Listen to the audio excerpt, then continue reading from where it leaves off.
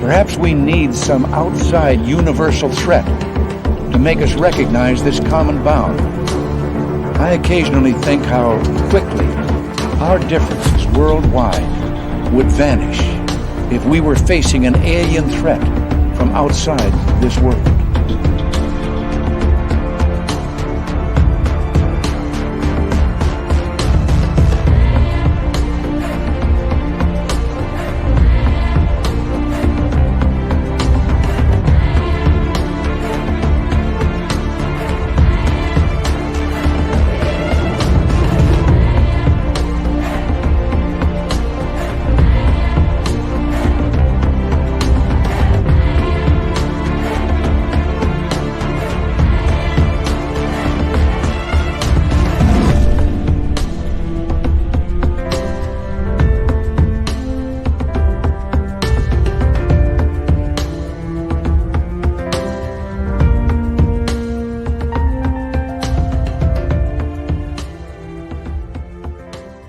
Good evening and welcome to Spaced Out Radio tonight. My name is Dave Scott.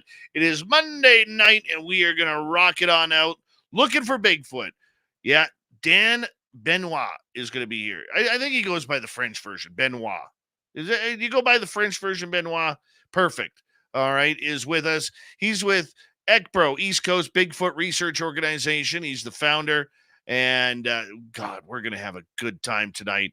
Love talking Bigfoot. You know I do, and I know all of you do too. Well, let's say hello to everyone in the chat rooms tonight. Laura Lobbs in the gold medal position.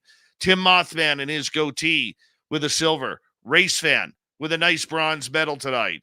Jimmy Gonzalez, Robert Lamoth, and Dino Bravo. How you doing? Attorney at Large, Michael Morris, Super Knower, Chris 716. How y'all doing? Lee the Bee, Time Travel, and Road Flare. Thank you for coming on in. Desert Rat, Brown Dwarf, and Joanne, how are you? Thank you for joining us. Hi, Crystal J. Mama Catherine. Mwah!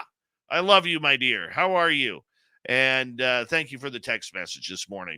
Brian Morgan is here. Brian Morgan will be signing autographs after the show. Line up to the left of the studio, if you don't mind. To the left of the studio. Jenny Whitebear, nice to see you, my dear. And who else do we have here? Let's scroll on down and we say hello to number 42 in your program, starting at left wing from Stockholm, Sweden. Oops, I got all excited. I spit on myself. Lars Jonsson, there he is. Lars, big time player there. Key in the playoffs. All right. T-Bone, my man, I did get your message. I will get to you soon here. Nick Adkins, thanks for coming on in. Kurt M, good to see you.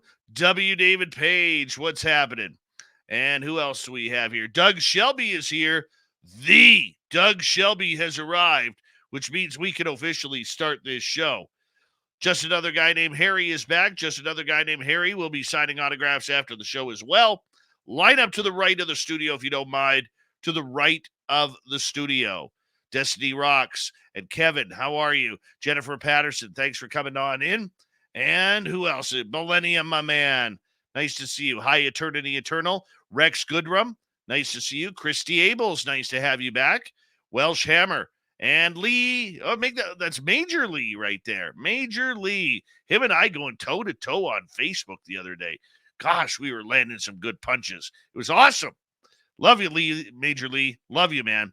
David Hayworth, how are you? And who else do we have here? Dirt Road, nice to see you. Hi, Paul Demon. And Political Foolishness, good to see you all. Thank you for coming on in. Amy WC and Vanessa, good to see you. Vash the Impaler, Christine Lynn, thank you for joining us. And who else is here? Flat Six, nice to have you back. And Dragonfly, good to see you. Who else do we have here? Brienne, good to see you. Hi, Phil the Stalker. And Bomber, the bombshell bomber that is. Good to see you. Ozzy, oi, oi to you. And who else is here? We are caught up. Let's get the radio side started, shall we? Welcome to Spaced Out Radio's radio side and podcast side. Thank you for joining us. My name is Dave Scott. In a moment, we will be talking with Daniel Benoit about Bigfoot all over the East Coast and North America. We are just doing a roll call tonight. Lioness of Gaia, welcome back. And Pam Harris, thank you for coming on in. Snow Wolfe, welcome to SOR chat. Thank you for joining us. Hi, Bill WD40 over in the Spreaker chat room. Bill is currently lubing us up for tonight's show because you always want to go into a show nice and smooth. You don't want those rough edges, and let's continue on there. Let's say hello. Hi, beautiful Bill WD40. All right, we got 20 seconds to go. Reminder to all of you that Super Chat is open. It's a wonderful way to support what we do on this show on a nightly basis. Hello, gorgeous Cosmic Floor. Quantum Momentum, good to see you. And Silent Listen, thanks for coming in. First Floor Audio, good to see you back. And remember, you can shop at our Spaced Out Radio store. We do not have ugly swag, people. No ugly swag. Horns up. Let's rock.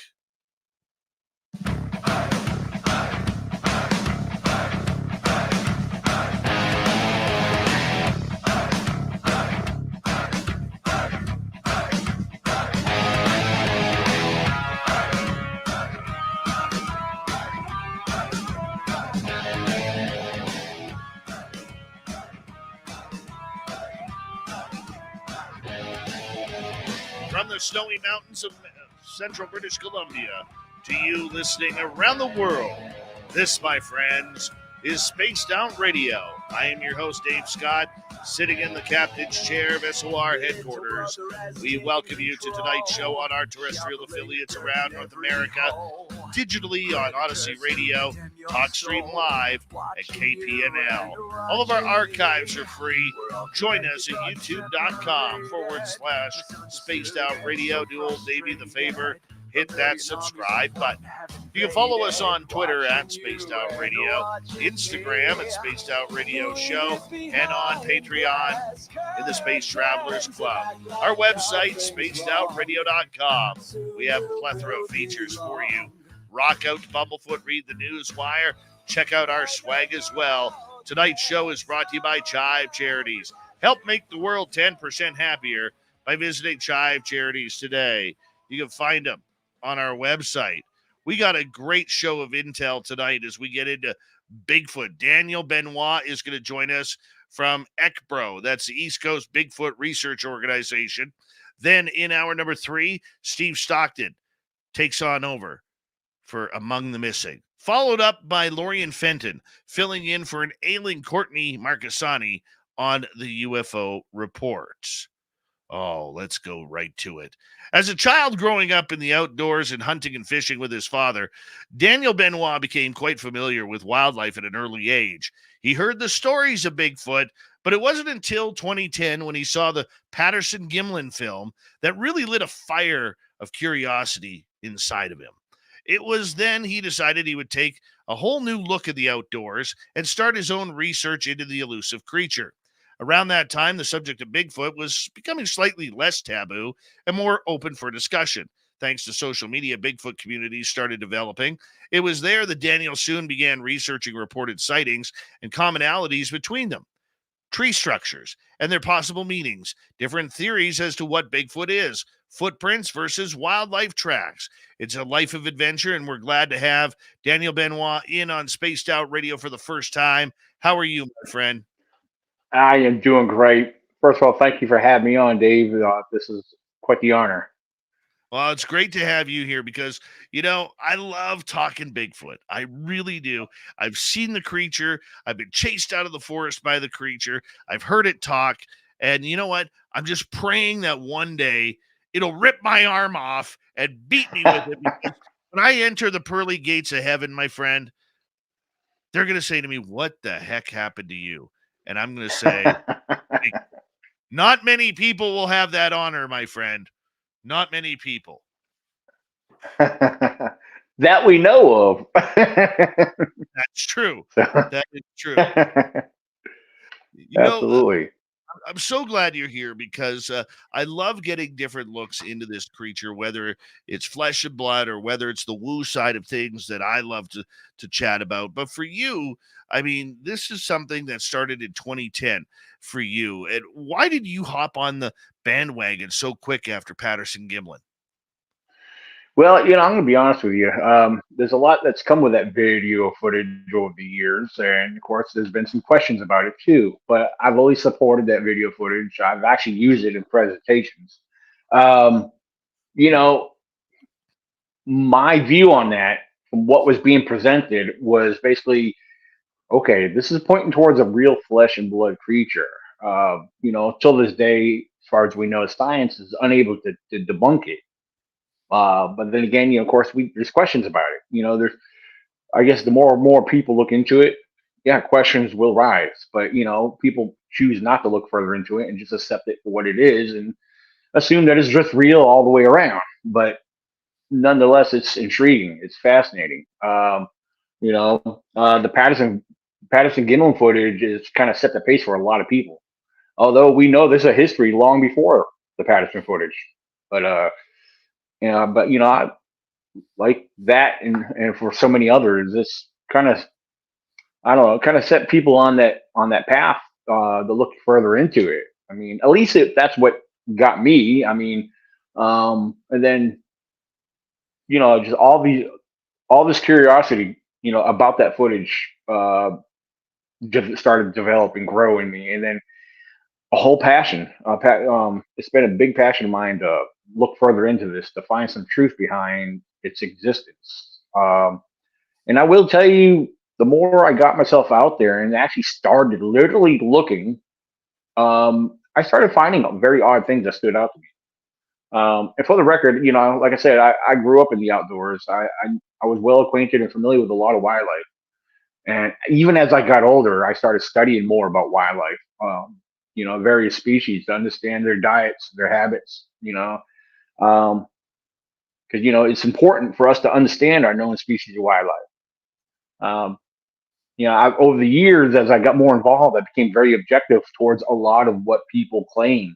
Um, you know, it's one of those things when you're a newbie, you go out there, you step foot out in the woods, everything's got to be Bigfoot. No, it's not. It can't be. We have other species. There's other occurrences that are responsible for a majority of what we find. But we have that habit of giving Bigfoot credit for everything we find. So that comes with my saying, learn and know what is known before seeking the unknown, you know? Um, so yeah, that has taken me on quite the journey, you know? I do have my conclusions and, my beliefs on what I feel Bigfoot actually really is, but I'm not making a factual statement on anything, but I'll share my beliefs and my views and why I see it that way. Although new things have come along and, different experiences have come along, but uh, I personally can't say that I could associate them with Bigfoot, but there's something else going on out there in this world. And, you know, some of the things I experienced, I've had individuals tell me that it was Bigfoot related. And I guess I want to believe that. Um, I'm not going to deny it. Because there's a lot that people claim. I won't deny, but I won't accept right away either. I have to be who I am, Uh, I totally agree. And it's funny because I got my best friend Mark. He is a complete outdoorsman. He's been a wolf tracker, a mountain lion tracker, a hunting guide all his life. And when we saw the 10-footer that we saw last year at our Sasquatch site, to this day, like we went out there a week and a bit ago before the snow started falling, and to this day, he's like, I still don't believe what we saw. Still don't believe it. I'm like, why can't you just accept it? What is wrong with you just sitting there saying, we saw what we saw, and let's just be thankful that we got that sighting? He's like, I know, but I can't do it, man. I just can't do mm. it. And I'm like, oh, you jerk. You're just a jerk. Well, it's funny you say that because I've heard people firsthand telling me that they never believed. They were deniers. They were the same people that used to ridicule and make mockery of people like me and you, but you know what? Seeing a Bigfoot actually changed your world. It like this is something, according to them, is something that's not supposed to exist. But then they have that sighting, they see for themselves. Unfortunately, seeing is believing. But for people like me, I was a knower before I ever had any experiences. It was paying attention, actually looking. Because when I got more involved with this, my senses became heightened. And I started paying attention to the slightest noises. Again, like the tree structures, formation. And I'm not saying Bigfoot's responsible for some of these, but then again, I am at the same time. Um, there's just things that you don't normally look for that you start to look for and consider the possibilities. But for me, what made me a knower was finding humanoid foot tracks out in the middle of the deep forest. I Mm-hmm. mean, is it likely that I've had people saying, for example, I've had some foot casts in my parents' garage. My father had an old timer that came by from the church, and my father was showing him some of my foot casts I had stored there. And the guy was like, "Well, my grandson has a size 13 shoe, or whatever." And Dad's like, "Is he out in the middle of the national forest running barefoot?" You know, it's a lot of my foot casts. They range between 13 up to 16, 17 inches. Um, and I've collected them over a period of time. It wasn't just finding them going out there. They were in different parts of the national forest, and judging from the various sizes, tell me, hey, there's a population of them out here. I don't think they're as populated as what we are in a normal neighborhood. But I believe they're pretty well spread out. If you ask me, I mean that's my honest opinion. They're around. Um, and yeah, I do believe that a lot of them do work in groups. Some people like to say clans or family units. Then again, you got your solo individuals. You got ones that come and go on their own. But some may refer to them as day watchers, especially the ones that are seen or spotted during the daytime. Because you do have daytime sightings.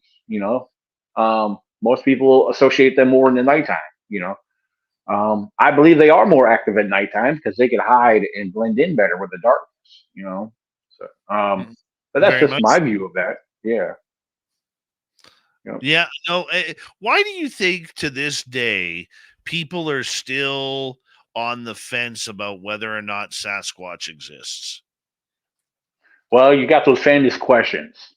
Uh, some of the questions I get from skeptics, even some non-believers, with all our technology, with everything we have, why haven't there been a body found? Why haven't we found the remains of one? I mean, a lot of times I come back with a question uh, in response to that because my question is to get them to think about what they're asking. Because, for example, we know bears exist, we know mountain lions exist. These are apex predators of the forest. But where are their remains from the ones that died of natural causes? So, for example, cats, if not just a mountain lion, but look at a domestic house cat. You know, I grew up with cats. A lot of times they stay outside. Okay, some of them disappear over a period of time. Either a coyote got them, or, for example, when a cat gets old and gets ill, and they know their time of death is upon them, they go into hiding. They go lay down somewhere. Bears do the same thing. Bears will find a hidden den or find some underbrush to go lay down under and just die off. And of course, over time, their bones decompose, their body remains, and you got all the other critters that come and eat and all away at the bones and disperse and spread everything out. So people can consider that there's other critters out there, and there's natural occurrences that take place when a body dies out there. I found deer bones by accident one time. I kicked them up. I thought they were just some sticks underneath the pine litter. No, they were deer bones that had green moss growing all over them. They've been dead. They've been there for quite some time where the earth has taken over. So, and then talking about the pine litter, you got the seasons that year after year, we got the leaves that fall, we got the pine litter that falls, and it coats the ground. I call it Earth's or nature's natural blanket. It hides a lot that we don't see when we're trekking through the woods. So, um, So yeah, I do believe that some technology has produced some things, but those images are in question. Um, for example, I'll throw it out there: Expedition Bigfoot. I look at that as Finding Bigfoot 2.0. Why it's an upgrade because they're using more technology, but they're also producing images on thermals, and a lot of interesting things. I mean, but it's just a show. I mean, are those that legit? I mean, if they're that legit, why hasn't they gone, viral? They keep it on the show to keep the entertainment going, for the entertainment side of things, which I get that. But so yeah, do we have thermal imagery? I believe we do. I actually was showing some stuff. I can't mention by who, but it was in Virginia. Now, this is in an investigation going on private property. I was shared firsthand a copy of the thermal video that was captured on this individual property. And I'm convinced that it's real. It was a very clear, solid image walking in the back of the tree line going up behind the guy's barn. So, yeah, there's that. But a lot of people that capture this stuff, they like to keep it to themselves or within their private group. They'll share with those to whom they trust. Um, if some of this stuff was to get out viral to the public, who's going to believe it? Yeah, you're going to have a handful that will believe it, but a lot of the evidence that gets put out there publicly, your average skeptic or non-believer, they're easily going to dismiss it, where it should be at least considered like, hey, maybe this is real. Now, on the other side, I'll flip this around a little bit. There's so much hoaxing. There's so many fake videos out there. It's destroying what might be real out there. So that's not going to help anything because a lot of these groups on Facebook, for example, they have 100,000 members. Half of them are a bunch of, I don't know what you want to call them, but a lot of them are a bunch of pranksters anyway. So when people do present something serious, it gets laughed at. Yeah, But but be honest. If you had the smoking gun, the set 2.0 of Patterson Gimlin, knowing what those two went through for 50 plus years and are still currently going through it, even though Roger Patterson is passed away a long time ago, the death threats, the harassment of their children, their great grandchildren. Okay, would you actually want to put your name on that and actually have your family accosted for the next half century? I would not. yeah, you raise a good point. That is a very good point. That's a chance or a gamble that somebody would have to be willing to take. That's for sure. Um, I've always told myself if I ever had, the utmost perfect looking video evidence, um, I mean, people could take it for what they want. I mean, just like Roger Patterson and Bob, it's their word against anyone others. Um, you know, Roger, well, Patterson, oh, excuse me, not Roger Patterson, but Bob, he's convinced to what he saw was a real Bigfoot, you know. But of course, there's a lot of controversy between, you know, back then. But yeah, as far as it being, if that is the real thing, cool. I mean, like I said, I supported that. So if I came up with something with better quality image, because that was a 16 millimeter camera. A lot of people don't realize that. A lot of you non-believers and skeptics will dismiss that because of grainy video footage. Well, there's an excuse. That's what was available back then. So yeah, we have super high def cameras on our phones. Most phones today are pretty good quality. And the other thing is to capture that. I mean, you would have to really be ready because, like, I had an experience where me and one other individual who shared that experience, we had night vision when we were observing and having our encounter. But not once did we ever think about pulling our night vision out to get a better view and observation to share some better details. But that was a moment we were caught up in. We weren't thinking about pulling nothing out, But I often fantasize about capturing the best video footage. I hope maybe I have that opportunity someday. But I think what I would do, and like I said, I may share it publicly. If people want to view it and comment on it, so be it. But I personally don't see. I don't know if it goes famous or whatever. So be it. You're gonna have your naysayers. You're gonna have those who accept it. You know, um, I would like to share it publicly, let everybody have their take on it. You know, um, I don't know, but then again, the point you made makes a lot of sense. I guess when the time comes, so I guess I'll be able to make more of a better judgment when the time comes. Like maybe just share it to a few close friends and let them go share it viral. I don't know. Absolutely. Daniel, we got Yeah. about 3.5 minutes before we have to go to break here at the bottom of the hour. Daniel Benoit is our guest tonight on Spaced Out Radio. We're talking Bigfoot. You look at all the skeptics, you look at all the people who believe one way or another. I mean, there is such turmoil at times within the Sasquatch Bigfoot community about what this creature is. Never mind where to find it or where the hot spots are. The great debate of whether it's flesh and blood or not continues to this day. What difference does it make? We haven't even proven that this creature exists. I mean, if you've seen it like I have, or you have seen the evidence, it's there. It's there.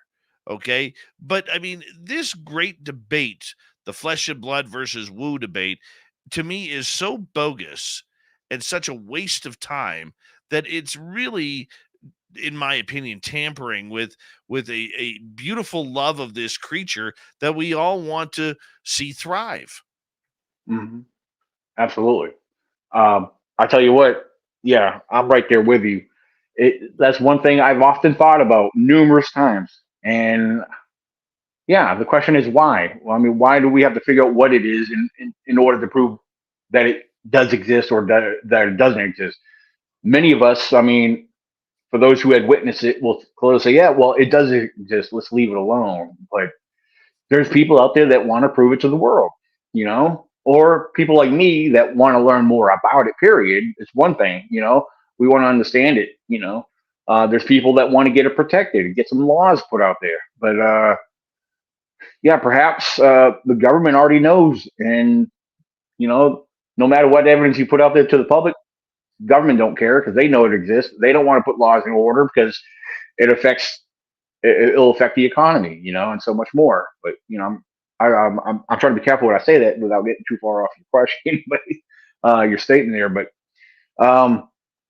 yeah, you're right. There is a big debate on what it is and what it's capable of doing. Is that irrelevant? And I mean, that's the big question. Is it really irrelevant to really know that? I think the best thing to do or to consider or ask is it dangerous? Is it gonna, should we stop going into the woods? No, because we've been doing that for years. It's part of our recreation, part of our, passion to be out in the woods, to hike, camp, hunt, whatever it is. But, you know, um, so yeah, I mean, that is a question that I've actually often thought about. And Yeah, I think a lot of us have thought about it over the time as we're just under about 45 seconds till our break. But I mean, it baffles me that so many people online get so heated when you bring up the woo debate or you bring up the flesh and blood debate, like to the point of name calling and ridiculing, and Mhm. I'm just shaking my head like this is Bigfoot. We don't know what it is. I believe it's more woo than flesh and blood. But if I'm wrong, so be it. I am wrong. It's Mhm. not really a big deal. I just want to be face to face with one. That's it. Right. So, Dan, I'm going to get you to hold on right there because we are going to go to break here at the bottom of the hour on Spaced Out Radio. Daniel Benoit is our guest tonight. We're talking Sasquatch for the next 90 minutes here on Spaced Out Radio. Daniel is the founder of East Coast Bigfoot Researchers Organization. It's ecbrofounder.com. If you want to check out his website, make sure you do. Some good stuff in there, including his former beer. Spaced Out Radio right after this. I know we have a lot of first timers in our chat room tonight. They're probably because you're here and everything. And I just want to say welcome to Spaced Out Radio. Just so you know, wondering why we're taking a commercial break, but you still hear us, because we're a hybrid of a live radio show, a live YouTube channel, and a live podcast. So when you're doing all three, we have to time everything out to our radio stations. This way you kind of get a look behind the scenes of what we talk about during the show and all that. So just sit back, enjoy. We are a little bit different, and we ask if you like it. Hey, don't forget to hit subscribe and ring that bell. We'd greatly appreciate it. So thank you. Yeah. Fun. Mm-hmm. I have my broken 13-inch print.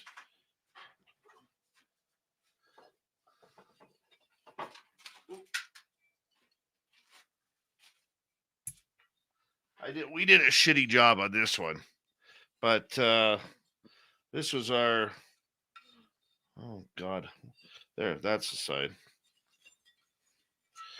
That's the side of it. That's my broken 13-inch print right there. Oh, very nice. Yeah, that's the first one and only one we've ever casted. I don't think we did a good job, but nonetheless, we did get the cast of it. Very cool. I don't have none of mine with me. None of them at all. So. I would show off a couple of mine, but yeah, I don't have none here. So. Oh man. Mm-hmm. Yeah. I'm sorry. Go ahead. Just saying hi to Decider Adam in our chat room. Derek Galloway, good to see you. And anybody else joining in? Go ahead. Sorry about that. Oh no, you're fine. I guess while we're still on break, I'll give a shout out to Miss Julie McQuaid if she's on the live chat. She goes by Enjoy the Journey. I don't know if she's there or not. She probably won't get on the chat. She might not.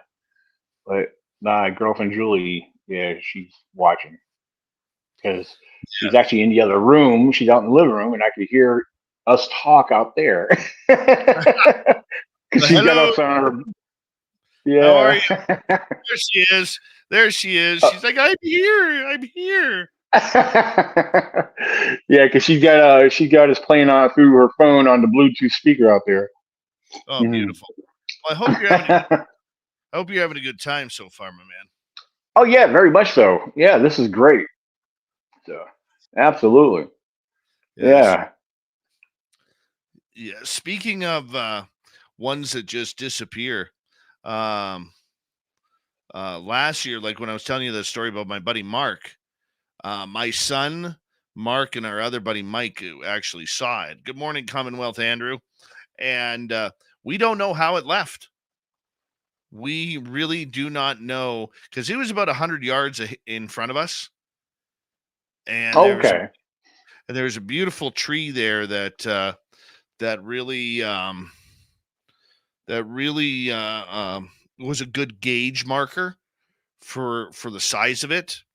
And anyways, if it would have went to its left, we would have seen it. It would have had to have climbed over a bunch of trees, would have made some noise.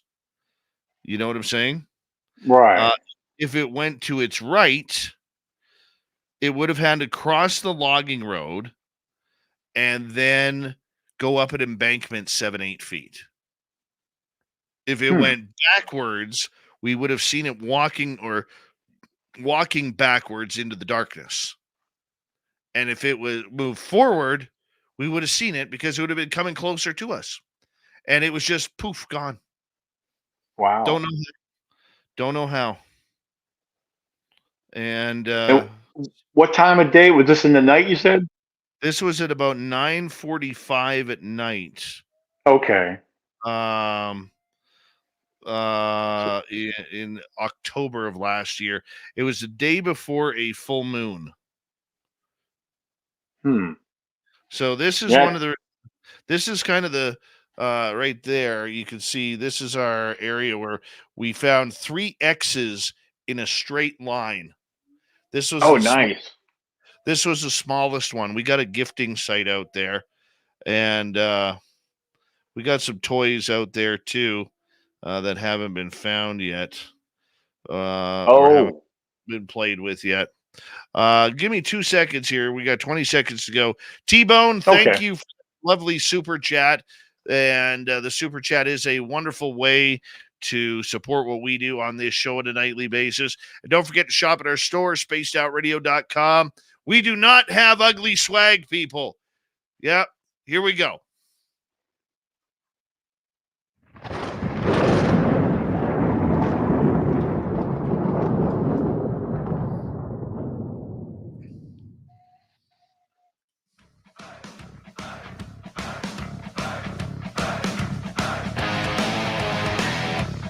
Second half hour of Spaced Out Radio is now underway.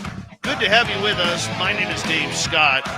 And if you're into talking about the weird stuff, you're going to love what we do here. I want to remind each and every one of you that if you miss portions of this show or others, you can always check out our free archives at youtube.com/spaced out radio. Do old Davey the favor, hit that subscribe button. Our website, spacedoutradio.com. We have a plethora of features for you. Rock out to Bumblefoot, read the news wire, check out our swag as well. Follow us on Twitter at Spaced Out Radio, Instagram at Spaced Out Radio Show, and on Patreon in the Space Travelers Club. Joining us from the East Coast Bigfoot Researchers Organization, we got Daniel Benoit, the founder of it, and sneaking in the background, listening on his end, Julie, his girlfriend. Hi, Julie. Thank you for keeping us in. Yeah, thanks so much for being here, my man. This is, if you missed the first half hour, you're going to want to re-listen to that on our replay because it is absolutely amazing. And Dan, what about your encounters? Let's get into those because you fell into this because you saw the Patterson Gimlin film in review and you decided, hey, man, I want to go out there. I want to look for this. Take me through the first time you found something where you were like, holy cow, is this what I think it is? Well, I'm going to tell you, apart from finding what I believe was solid evidence as far as seeing the foot tracks, you know, it wasn't until 2014. Actually, I wasn't alone. It was during a camping outing that I was hosting. There was a total of 6 of us. Um, well, it happened on May 3rd of 2014. And to some people, this story may not sound as exciting as what's others, but I'll tell you exactly how it played out. Now, after spending a good part of the day out exploring during the day, and then coming back, hanging out at camp, a couple of us were talking while we were hanging around, shooting shit, and like, hey, we got to go out tonight. Let's go do a night hike. I said, yeah, why not? That's what we're here for, because we found some cool things during the day, but nothing mind blowing to get excited about. Um, well, as the evening came, it was still some daylight left when we stepped away from the base camp. There's a lake in the area where we camp at. Well, we decided, hey, let's go down to the lake. I wasn't sure if there was going to be people down there or not, but sometimes people come down there, they fish. Well, keep in mind, this was actually during the middle of the week. So it was a slim chance if there was anybody, it would be very few because, we spent the whole week out there. So we got down there and to our surprise, there was not a soul in sight. So we had the lake to ourselves, which was great. Being that there were 6 of us, it started off where we paired up in twos and we spread out around the lake, and we had radio communication. And so here the night's coming in, it's getting dark, but we're down there. A couple of us got parabolic mics. I had mine. My buddy Tracy that was with us, he was like 2 spots. When I say 2 spots down, around the lake, there's these little square docks, and they're handicap accessible. So we were paired up. We were spread out around there. One couple stayed at the beginning of the lake. There's a little mini peninsula that goes out with a little bench. They stayed down there because it was easier for them, more maneuverable, so they didn't have to hike around the lake. But again, we all had radio communication, and I had my parabolic. Tracy and his son that was with him had their parabolic. So we're down there. It's nighttime, it's dark, and and we're listening. We're not really hearing much. Some of up on the ridge behind us, we're hearing a few, occasional little limb snap here and there. Yeah, it could be just a deer moving in. There's a lot of deer in the area. Yeah, we have a lot of bears as well. Black bears are very notorious in the state of Virginia. They're everywhere.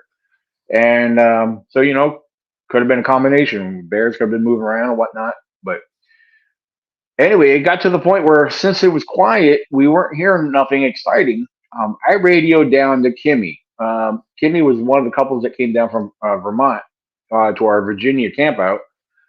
And for the record, I like to brag about this part here. Kimmy, for anyone who's familiar with Bobo from Finding Bigfoot, when he gives off his vocalizations, well, Kimmy is a female version of Bobo. But keep in mind, she's just a little thing. She's a small little thing, but she's got a set of lungs on her. But she sounds very identical to the way Bobo projects his vocals. So I get on the radio. I say, "Hey, Kimmy, go ahead and give off one of your vocals. And then we're gonna sit and listen." And sure enough, she threw it out there. Although we were spread out around the lake, we all heard her very clear. She sounded very clear, and it sounded great. Right after her vocals, probably maybe I'm going to say a good 10 seconds or so, we got a response. Now, it wasn't that close, but it wasn't that far either. It sounded like it came from the opposite, side of the lake over the woods somewhere. So, hey, that kind of amped up our excitement because we weren't really having none, but we thought that was something.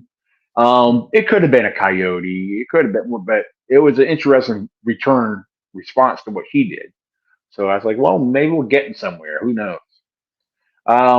So some time had gone by. It was late, and hey, we decided to regroup. Time to head back to camp.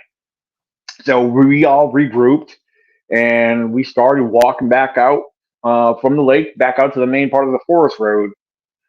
But as we were walking out from the lake, well, keep in mind we were walking in single file line, and we're talking at normal tone. We're not trying to keep quiet. Our mission, our goal was just to get back to camp because here it is. It was already midnight, and we're walking along, and I'm in the front of everybody, and over to my right, here's a deer walking right towards us on the side of the forest road, the lake road, I call it. It's still part of the forest road. But here's this nice big doe just nonchalantly walking towards us. And it was probably about within 10 feet, and then it just wandered off further into the darkness and disappeared. And I just thought it was odd that, wow, why'd that deer get so close before it decided to, pan off, turn off?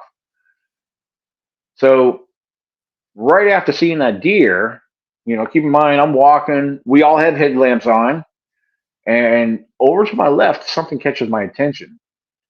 And I stopped for a second because I didn't realize I guess I was a little further up from the others. I have a habit of walking a little faster, or maybe I have a bigger stride. I don't know. They do call me Sasquatch. But yeah, I see something reflecting over on the left side of the road, but it's kind of low. Now, keep in mind, when I saw this reflection, I had no idea what I'm looking at. My first initial thought was it was one of these little tiny yellow metal signs that are in random places around the national forest, and usually all they say is no vehicles beyond this point. And I'm thinking that's what I was seeing. I was like, that's a weird place to put something like that. And I keep staring at it. I'm like, my eyes are actually locked onto this. And keep in mind, being that it's midnight, I'm trying to, focus. And then this is when I realized it was actually a set of eyes because it actually blinked. And when it blinked, I was like, oh. I turned around. I said, Tracy started walking up beside me, and I pointed right at it. And he saw it too. I said, Tracy, what the heck is that? Of course, I used other language at the time, but then when I saw it was a set of eyes, it was large yellow looking eyes, but it was kind of low. So I'm thinking, I asked him, I said, is that a mountain lion? There's mountain lions in the area. And I'm thinking, the heck is that? We're both looking at it, and then we both see it like kind of zip off and disappear. And then Tracy's like, guys, get up here. We got some eye shine up here. So we kind of get up into that spot. We all group together right there, and we're looking into the woods. And then to the far left, over inside the woods, we see that set of eye shine again. Now, keep in mind where we were standing. I didn't realize this right away until I got a better view of the area. But from where we were standing, it actually sloped down several feet and then leveled back out. But we're slightly looking down at whatever this is. And for the record, now we're not seeing no physical features, no details. The only thing we're making out is a set of large yellowish looking eyes. And it's actually swaying side to side. And this is actually having me puzzled. I had no idea at that moment what the heck I was looking at. None of us did. And it was interesting because we're seeing this set of eye shine and we're seeing it sway side to side pretty swiftly. Well, we're looking at this. You're going to hear me call them subjects. I call them subjects, whatever, because I didn't know what we were looking at. So as we're observing this, probably about a minute or so after observing that, about 5 to 6 feet to the right of that one, another set of eye shine appears, but 2 feet taller. So we're estimating this small one to be around 4 feet tall. Now we have another subject with the same looking eyes, same color and everything, same large yellowish eyes, but 2 feet taller than this 4-foot subject.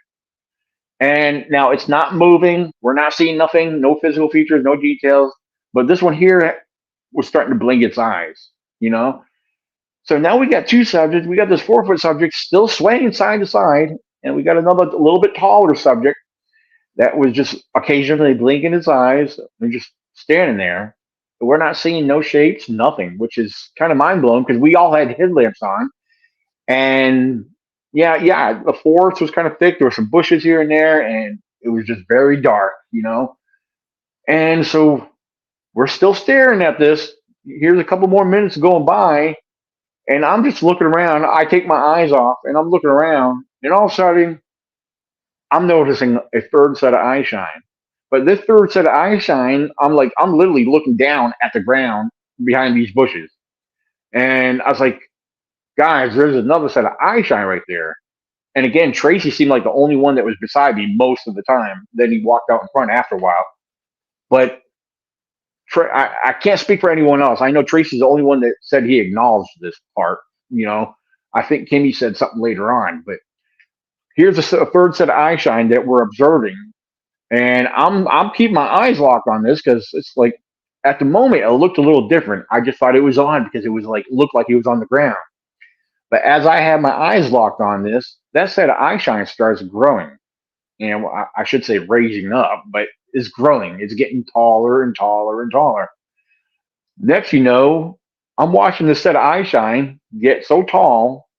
When it stops, it's towering over top of the 6-foot one by another 2 feet. So now we have 3 subjects, 4 foot, 6 foot. Now one we're estimating to be around 8 feet tall. Now this is really kind of blowing my cookies because I was like, all right, Sasquatch, Bigfoot wasn't even on my mind. Right. But I'm looking at this. All 3 had the same color eye shines. And it was Tracy, my buddy Tracy, the first one that said anything. He says, guys, we got squatches. Now, when he said that, I was like, I wanted to believe that, but these eye shine ain't telling me nothing. I need to see something more that's going to lead me in that direction. Well, that tall one, this is where it did get a little interesting because after observing them, keep in mind, the small one's still doing its swaying. It might have slowed down a little bit, but it hasn't stopped swaying.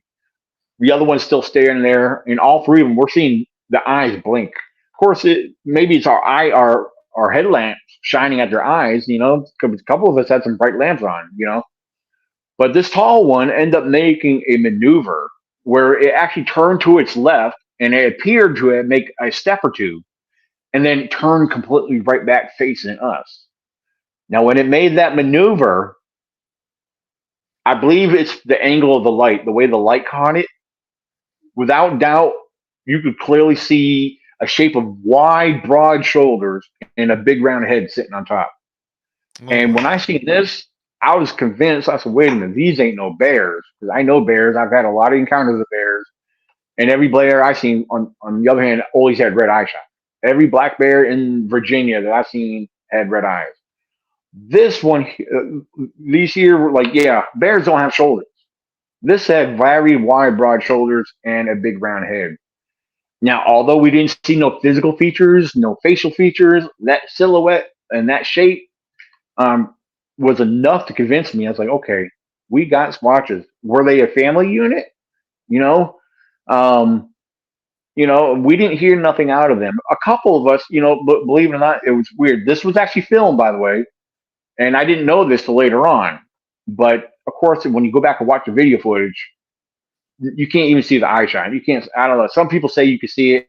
I've looked at that video footage over and over and over. I just can't make nothing out. It was just so dark. Um, but after seeing all three of them, they all seemed to kind of turn off and disappear further into the darkness. And so when they disappeared, we started back on foot and we were walking away. Yeah, you could hear an occasional limb snap, whatever they might have been stepping on, or Kimmy. She's the only one that actually expressed any fear or nervousness. She's like, "Guys, they're following us." I said, "No, they're just going away. They're just going about their business." Because yeah, for the record, for anyone's wondering, were you scared? No, I'm going to be honest with you. I think because there was others with me, I wasn't alone. I had no sense of fear, nothing. I was actually, even after it was done, I just like felt good about it. I know that may not make sense, but here's the kicker. Like I said, we got back to camp and we were still talking about it. And I know you heard me mention about the night vision, but yeah, when we got back to camp, it just dawned on us. It was like me. It was me, and then the gentleman named Cliff Stanley. No, it was no, it wasn't Cliff. It was Tracy. Me and him are the only ones that had night vision binoculars in our backpack. But not once did we think about, hey, let's stop for a moment. Let's pull them out. Let's get a good view. Let's see what we're actually really looking at. But no, we were caught up in that moment when because it started off to be mysterious. It was like puzzling us. So I seen that shape, and I mean, what else is going to be there out in the woods? 8 feet tall, broad shoulders, big round fat head.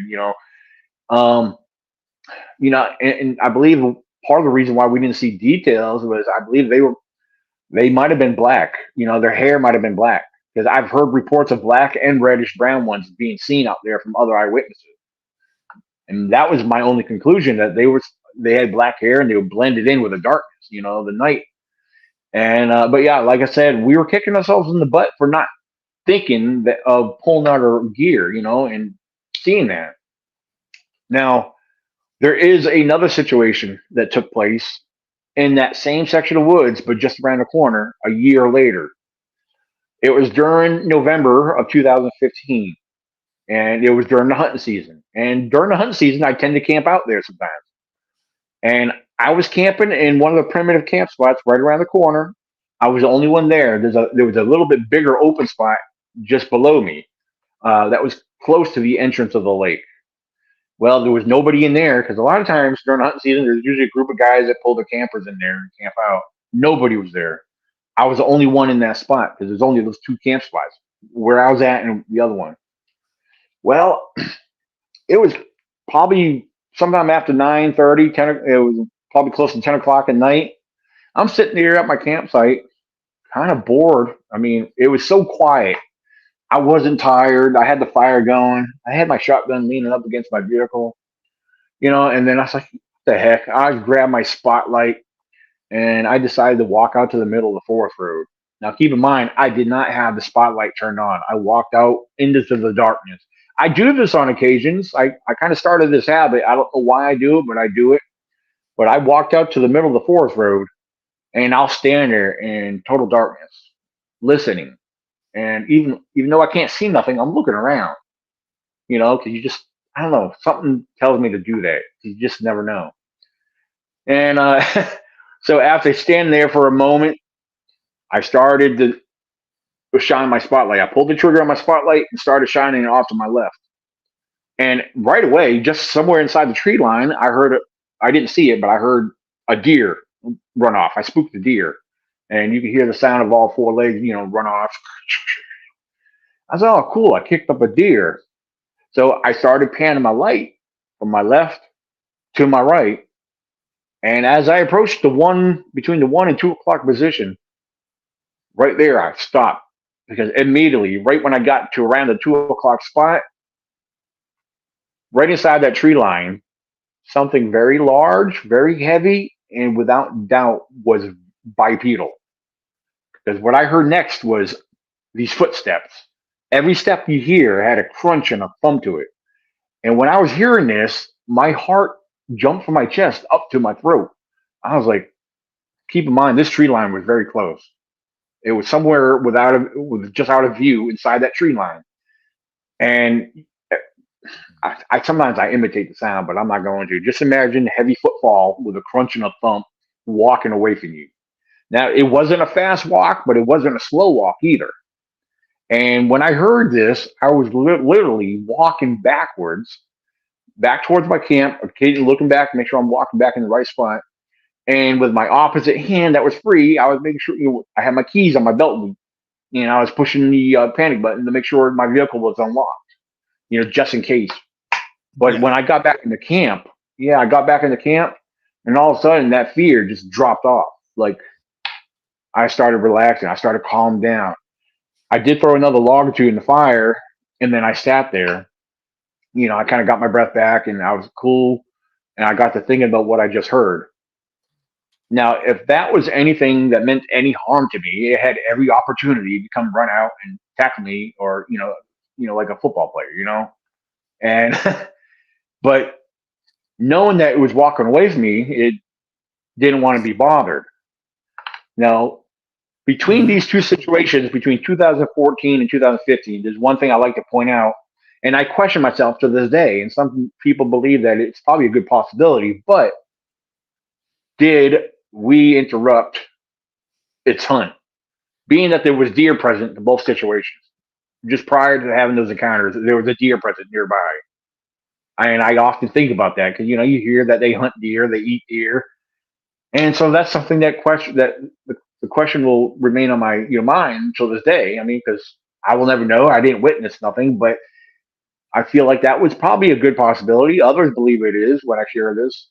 So so those are two of my most um, interesting experiences. Now, like I said, the first one wasn't scary. That first one, excuse me, the second one, even though I didn't see nothing, but to hear what I heard walk away from me, I was alone.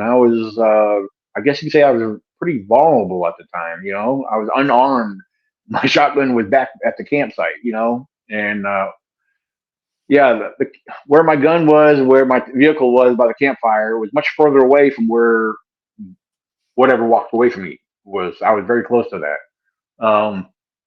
So yeah, there's been other incidents here and there where I've had large rocks thrown at me in the daytime. After walking down a deep, narrow trail.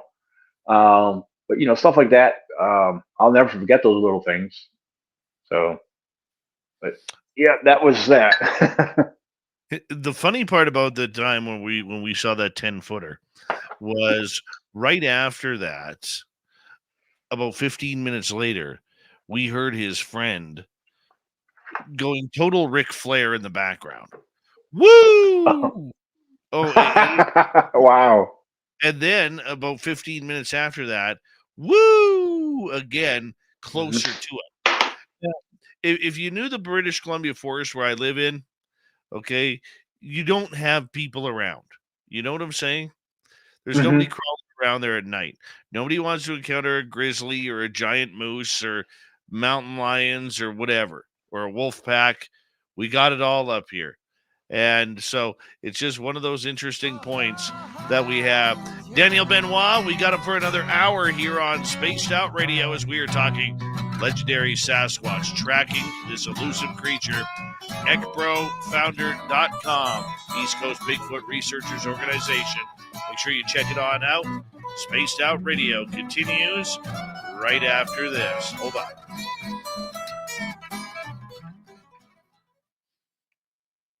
Hello there, Uncle Jimmy Goodall. Nice to see you.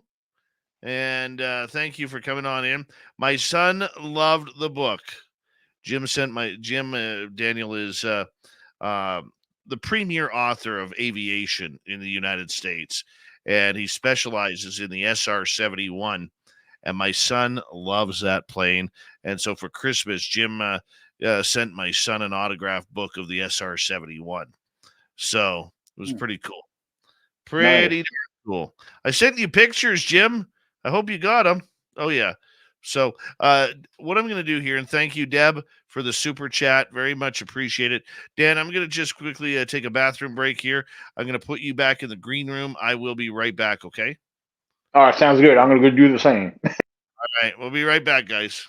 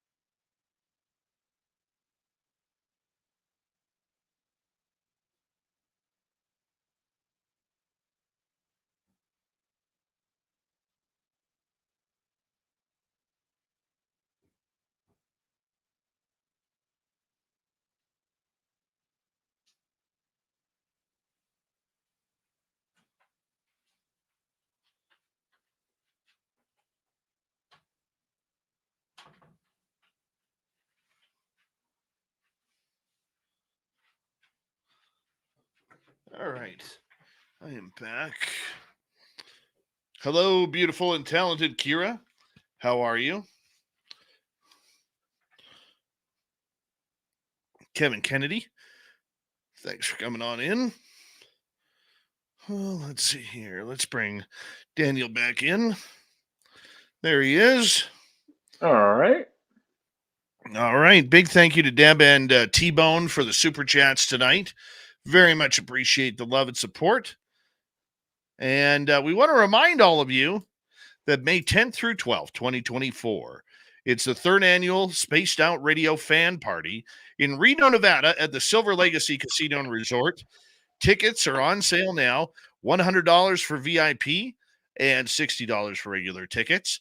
We want to see you there. We're going to do a live radio show. We're going to bring in a bunch of guests that you've seen on this show to come hang out and party with you. It's a weekend of entertainment, fun, and lots of woo, people. Lots of woo. So make sure you hit us up at info@spacedoutradio.com. info@spacedoutradio.com. We want to see you in Reno in May and join the Spaced Out Radio team there. So come join us. Here we go with the second hour.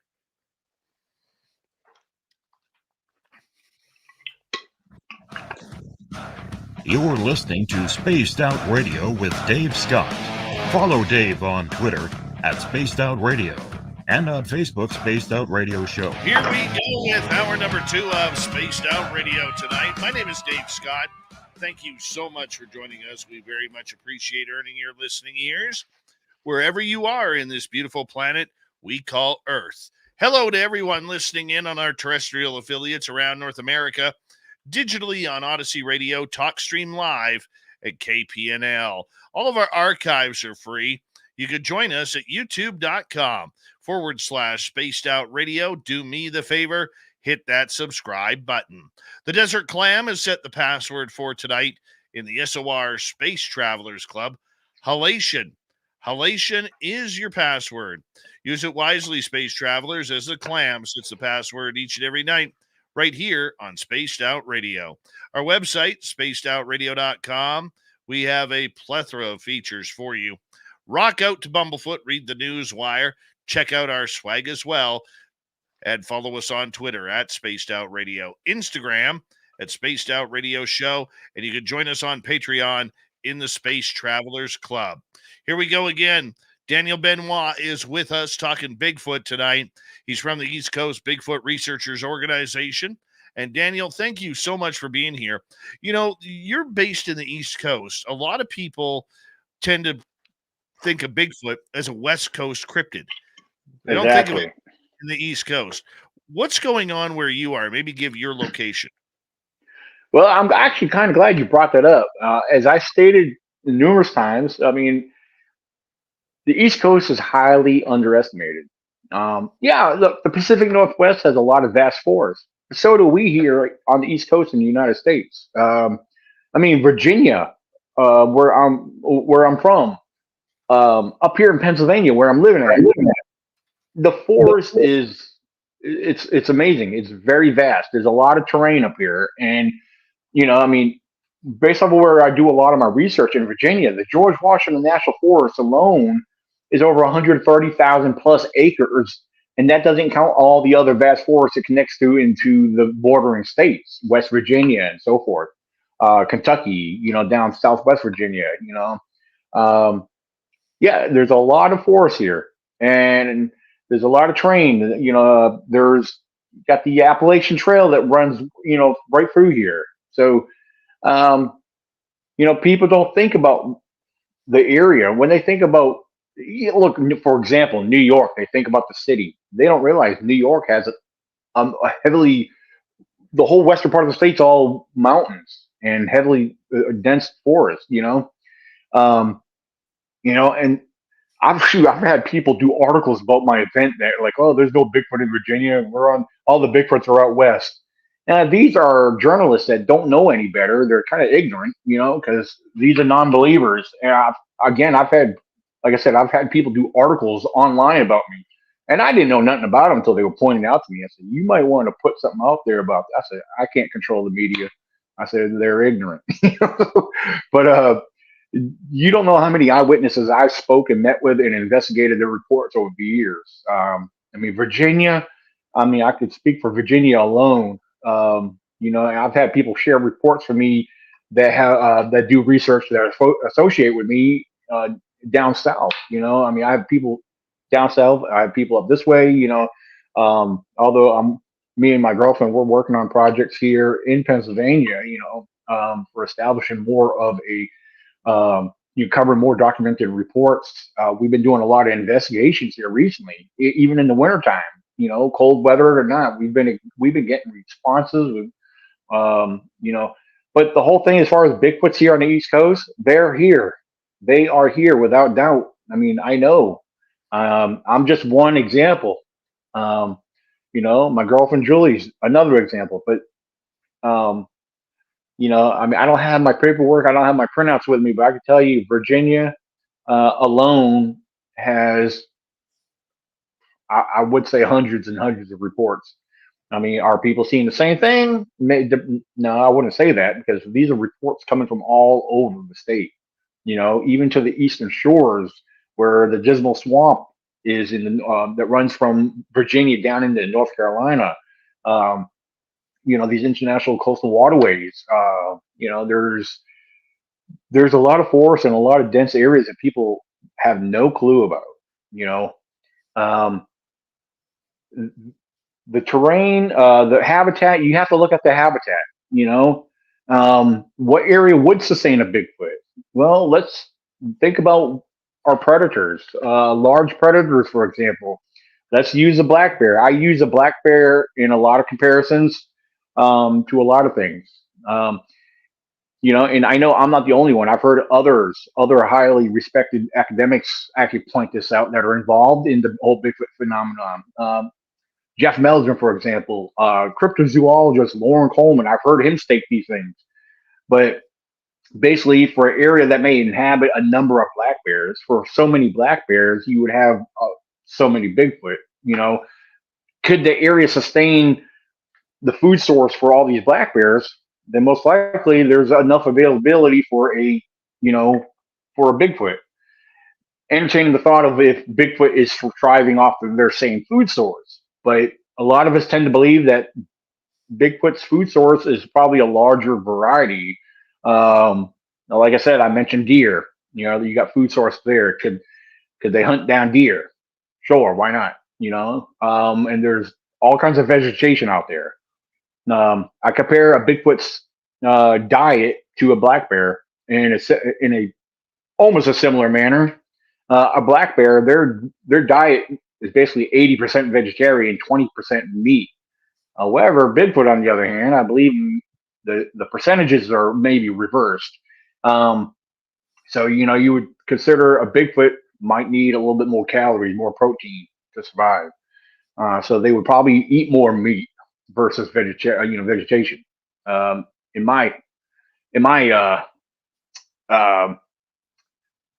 opinion. So, and yeah, real quick, I wanted to respond to this. She told me to check out Lake Muma. Yes, I've actually had reports from Lake Muma. I've been to Lake Muma. It's a beautiful location, heavily wooded. There's been Bigfoot sightings from fly fishermen fishing along the rivers and seeing Bigfoot, along the rivers out there. I have no doubt that they are there for sure. So yeah, the whole western part of the state. I mean, I've heard reports from locations where people come to these conventions just to talk to me and and share their reports. I don't get to investigate all of them, although I try. It's just the other half don't get back to me. So but you get their information, you try to follow up with them, and then there's they're afraid to have you there. I don't know what they're afraid of, but unless the story was a bunch of hogwash. But but yeah, Bigfoot. I can honestly say, comfortably, that there is a healthy living habitat of Bigfoot here on the East Coast. I mean, you should hear all the reports I hear from North Carolina. South Carolina is a big state with a lot of reports. For the last 3+ years, they've been hosting the South Carolina Bigfoot Festival. They invite me down there to speak every year, which has been awesome, you know. And every year I go down there, I get more and more people talking to me, sharing stories. Some of them from Georgia, because from where the event is, Georgia is only 10, 15 minutes from where we have the event, you know. So, yeah, the East Coast has Bigfoot here. Do not underestimate it. No, So, and like right even down into Georgia and the Florida swamps. yes, absolutely. Hear reports all over that area as well. And, one of our weekend hosts, Jessica Jones, the cryptid huntress, she's in Georgia and where she goes looking for this creature. I mean, I don't really understand the area. I mean, but apparently there's a ton of forest in there that they are hiding, and they blend in very, very well. What's the Hmm. best evidence you have found to date? The best evidence? Well, I will tell you, I mean, foot tracks. I have seen humanoid large bipedal foot tracks found out in remote parts of the forest. Um, I mean, I've had things happen to me as far as apart from having the encounters, um, you know, I've had, I don't know if you want to consider it evidence. I should have kept it, but I didn't. But I had about a football sized stone thrown at me. I don't know. I didn't know any better. I thought it would be cool to, looking back on that, that happened several years ago. But, I thought maybe, hey, if I known anybody, I could have kept that stone and maybe had it checked out, or analyzed. Or because a lot of people don't realize there's eDNA that's out there all over the world, because knowing what I know now and having dealing with various professors and with that are involved with the Bigfoot research from local academics, that are working with chemistry labs and stuff that do DNA testing with the eDNA. Yeah, I look back on that and say, man, I wish I kept some of the stuff that's came at me or whatever, or some of the stuff I have found. And because, overall, it's hard to find a trusted source that is willing to do that for you.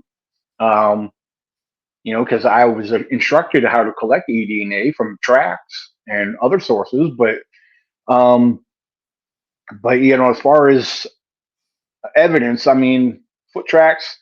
I want to say various tree structures, but I am very objective on tree structures at the same time. Because a lot of people go out in the woods and see a broken tree or something that may appear to have a little twist in it. Oh, that's Bigfoot. Bigfoot did that. Well, unless you witness Bigfoot doing it, you can't say Bigfoot did that. Bears are notorious for doing that. Weather could break and blow, snap trees. A lot of trees that do appear to have a slight twist in the break comes from the twisted fibers that are inside the tree that you do not see while the tree's standing. And a lot of these trees, when they break from weight and momentum, yeah, they'll have a twist to them. So a lot of these tree breaks could fool us. I mean, I was the same when I first started seeing a lot of this. Yeah, Bigfoot was on my brain. Everything had to be Bigfoot. I had an overzealous mind for Bigfoot, and I see that today. And it's everybody that posts something on Facebook, it's all Bigfoot. They didn't witness it, but they claim it's Bigfoot. And sadly, a large percent of it is not, because I mean, you can't say that it is because they didn't witness Bigfoot creating some of the things we find. Now, on the other hand, some of the structures I come across, the ones that appear to be teepee structures or multiple trees that are combined together or woven trees, I have found various woven formations that blow my mind. And what's interesting about it is these various woven structures, they're from various sources of tree species that some of these tree species are not found in those areas. So what is it? Is it Bigfoot or is it a human doing it? For what purposes would a human be doing it, So you have to look at it like this, that we assume that someone or something made it, but it took opposable thumbs. We have the grip and grasp. And there's only 2 species in the world that have those. Well, I should say only 2 large species that are capable for grip and grabbing. That would have to be us humans or non-human primates, gorillas, chimpanzees, and so forth. I'm not calling Bigfoot one of them, but you know, depends on your stance on your view on Bigfoot. Somebody like me, I would have to consider him some type of primate. Because there's people that say he's human and he's not an ape. Well, scientifically speaking, that would put a contradiction behind that because according to science, we're human primates. Then you have your non-human primates. So my whole point behind that is it would have to take something with opposable thumbs, because other than there's a lot of small mammals that have opposable thumbs, raccoons, possums. Well, we're thinking about something with much brute strength, in some instances, something stronger than us humans. So I feel Oh, like there's a good possibility. And that's one thing I tell people. Sometimes I have people present stuff to me. Hey, did Bigfoot do this? Like even in my field videos, when I point stuff out, I said there's a possibility. I can't make fact out of stuff like that because I did not witness what made it or how it was made. So, but I always tell people there's always room for possibilities. So yeah, we can consider Bigfoot. We can consider that as evidence, regardless. Most of the structures and formations I find that I look to see that they're fascinating. Yes, I post them on social media. This for let people observe and draw their own conclusions. Consider the possibilities. Like I always tell them. But yeah, if I had to narrow it down, I know I've drawn this out, but foot tracks. Find the foot tracks to me that would probably be the best evidence. The science accept foot tracks? No, because science says they could be hoaxed. Which yes, I know people have hoaxed them in the years past, but I think there's other considerations that they need to look at. And being that there's academic professors and stuff that are involved in this that teach and practice protocol, when it comes down to the eDNA, there are certain steps and procedures that we could take to put in the effort for science to look and to consider that as a stronger possibility. Taking samples of the foot track, collecting that sample, submitting it, and see what turns up about it. But that's the short answer to put all that. But so yeah, I guess I'll just leave it at foot tracks for now. But but I mean, for people who don't know the experience of seeing foot tracks in the dirt or in the snow or wherever, I mean, dude, it's intense. I mean, it mhm, gives you an adrenaline rush when you it put does. when you put your human shoe. Like everybody says, well, geez, I've got size 13 feet, or Shaquille O'Neal has size 21 feet. We may have the length of foot, we don't have the width. Right. Okay, we're Right. not in a human sized foot here. Okay, and when you get that, it's incredible to see. The other thing too that I've noticed over time is from talking to people like you and others that most people only find right footprints. That's probably right. Either just a right, or sometimes in some instances just a left. Yeah, Well, yeah, some people find only single tracks, yeah. and I've That always doesn't had a good. I'm sorry. that doesn't make sense. I mean, for the woo side, people think that okay, maybe what's happening here is we are seeing Bigfoot walk in two dimensions at the same time, which you can't, as weird as it sounds, you can't rule it out. Yeah, I mean, I'll share my views on that. Um, Now, there was one time I was walking along a power clearing in the state forest, and there's power lines that run through there, and I'm looking around and I'm observing the ground like I always do, because I feel pretty good that I'm good at finding tracks, regardless of what they belong to. Um, and I was coming along, and all of a sudden I see these very clear bear tracks, and they're fairly decent size. And I said, wow, these are some nice looking bear tracks. And I'm looking at them, I'm seeing their steps, and all of a sudden, wait a minute, where'd they go? They disappeared. Why is that? The terrain, the surface of the soil changes. You got you got areas where you can make impressions, but over here it could be just a few inches to a foot or more apart, where it's a lot firmer. I mean, I could jump and try to put my pressure there, but it's not leaving an impact on the ground. I'm over 230 pounds. I mean, you figure you jump up and bring that weight down, you're going to make some kind of impression, right? Well, it dawned on me. It made sense to me right then and there. It's like, okay, why are tracks disappearing? All right, well, the terrain, the firmness of the soil makes a world of a difference and what's being left behind from anything that's walked through there. Now, I've heard people say, well, I followed Bigfoot tracks through the snow and they disappeared. Well, here's a good explanation behind that. Again, this is not saying this is what's happening, but it's a possibility that people believe that Bigfoot will backtrack on their own on their own tracks. It's said that some military are trained to do that. You know, I disagree with that 100%. I debated who was the gentleman from Finding Bigfoot? Probably Cliff Brackman. Cliff Barackman, yeah, on this show about that. And I said, come on, Cliff. I said, you can't sit here and believe that. And he goes, well, because he was talking about it, because it's going to leave a double print. There is going to be a double image in that footprint. Nothing can walk backwards into its own step. You know, whether you're in military boots or whether you're in bare feet, you're going to create a double print.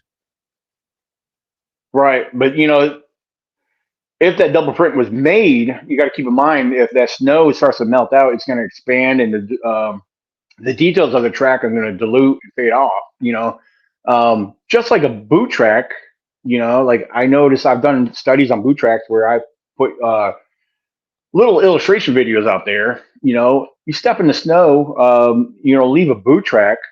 And I've seen boot tracks that when they melt away and the snow melts, a lot of them sometimes form what appears to be foot tracks.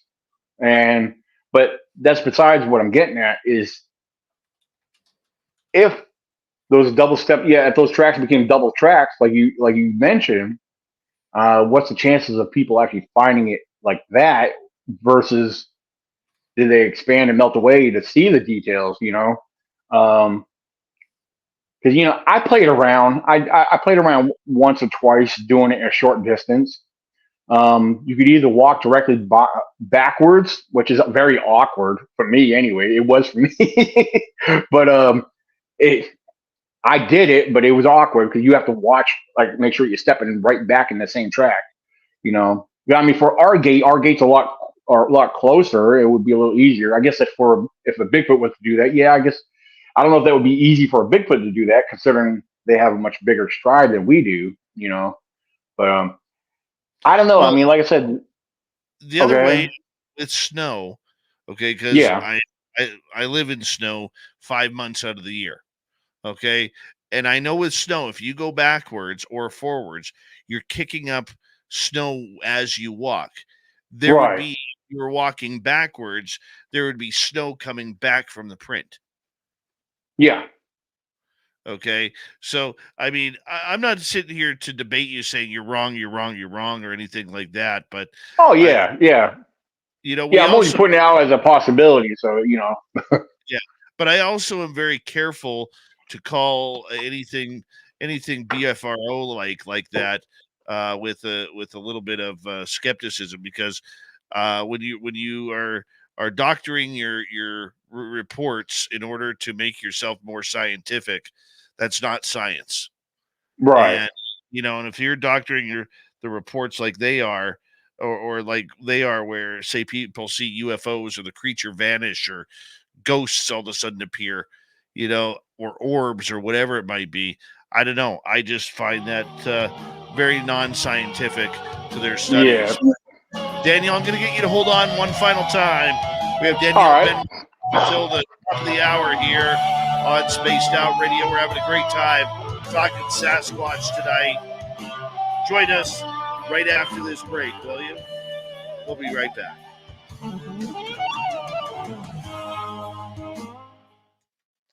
All right. Perfect there, bud. Perfect. Yeah. Yeah, no, when you're talking about the BFRO, I was going to say I was tempted to state my opinion about them because I have a very negative view on them overall. Well, you know what? I don't buy anything they say. When I one of our frequent guests on this show, Carter Bouchard, I believe he used to be or he still is an investigator for BFRO, but he has had his reports edited. And you just can't do that. If you're trying to be scientific, you have to Yeah, report on everything. You can't pick and choose what you feel is a good report, what's a bad report, all because there's a UFO involved or an alien involved or orbs or the creature disappeared. You can't do right. that. You're falsifying your own bloody testimony. Yeah. Well, yeah, you're right. The other reports I've met people that used to associate with them, and I've every time I hear something, I don't go asking these people. These people tell me, but I've had people tell me that they had the BFRO come out investigate where their sighting was. They look, I found these tracks. Well, those tracks and what you find no longer become yours to claim. The BFRO takes credit for everything. It's their stuff because just because you call them out there, you don't get the credit for it. It's all their stuff. Um, Mm. the other negative thing I've heard about them, I had a good friend of mine, retired police officer. He was signed up to go on one of their BFRO expeditions some years ago. He had a family emergency that came up and wasn't going to be able to make it. He already submitted his payment to be a part of that. Back then, that was only $350. They've gone up since then, but they would not reimburse him, not at all, which I thought that was pretty shady of them. Um, so I don't know. I don't know what's going on there, but everything I hear is kind of negative. I mean, I personally have not had no negative experiences with them, but I keep hearing negative things now where people have bad experiences with them. So um, let's see. There was now I know one or two people that are associated with the BRPRO. They're great people, you know. Um, but yeah, they don't go trying to dig up your evidence, or I never had no negative issues with them directly, but uh, I don't know. It is what it is, I guess. So Yeah, we're not going to change them. We yeah, and the problem with that is when you're technically a private organization, you get to make the rules the way you want. You don't get to, it's not a democracy. right, absolutely.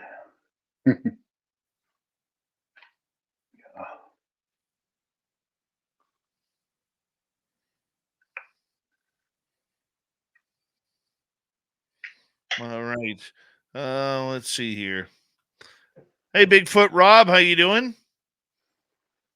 And who else is joining us late here? Let's say hello to. Hey, is that Bigfoot Rob from Alabama?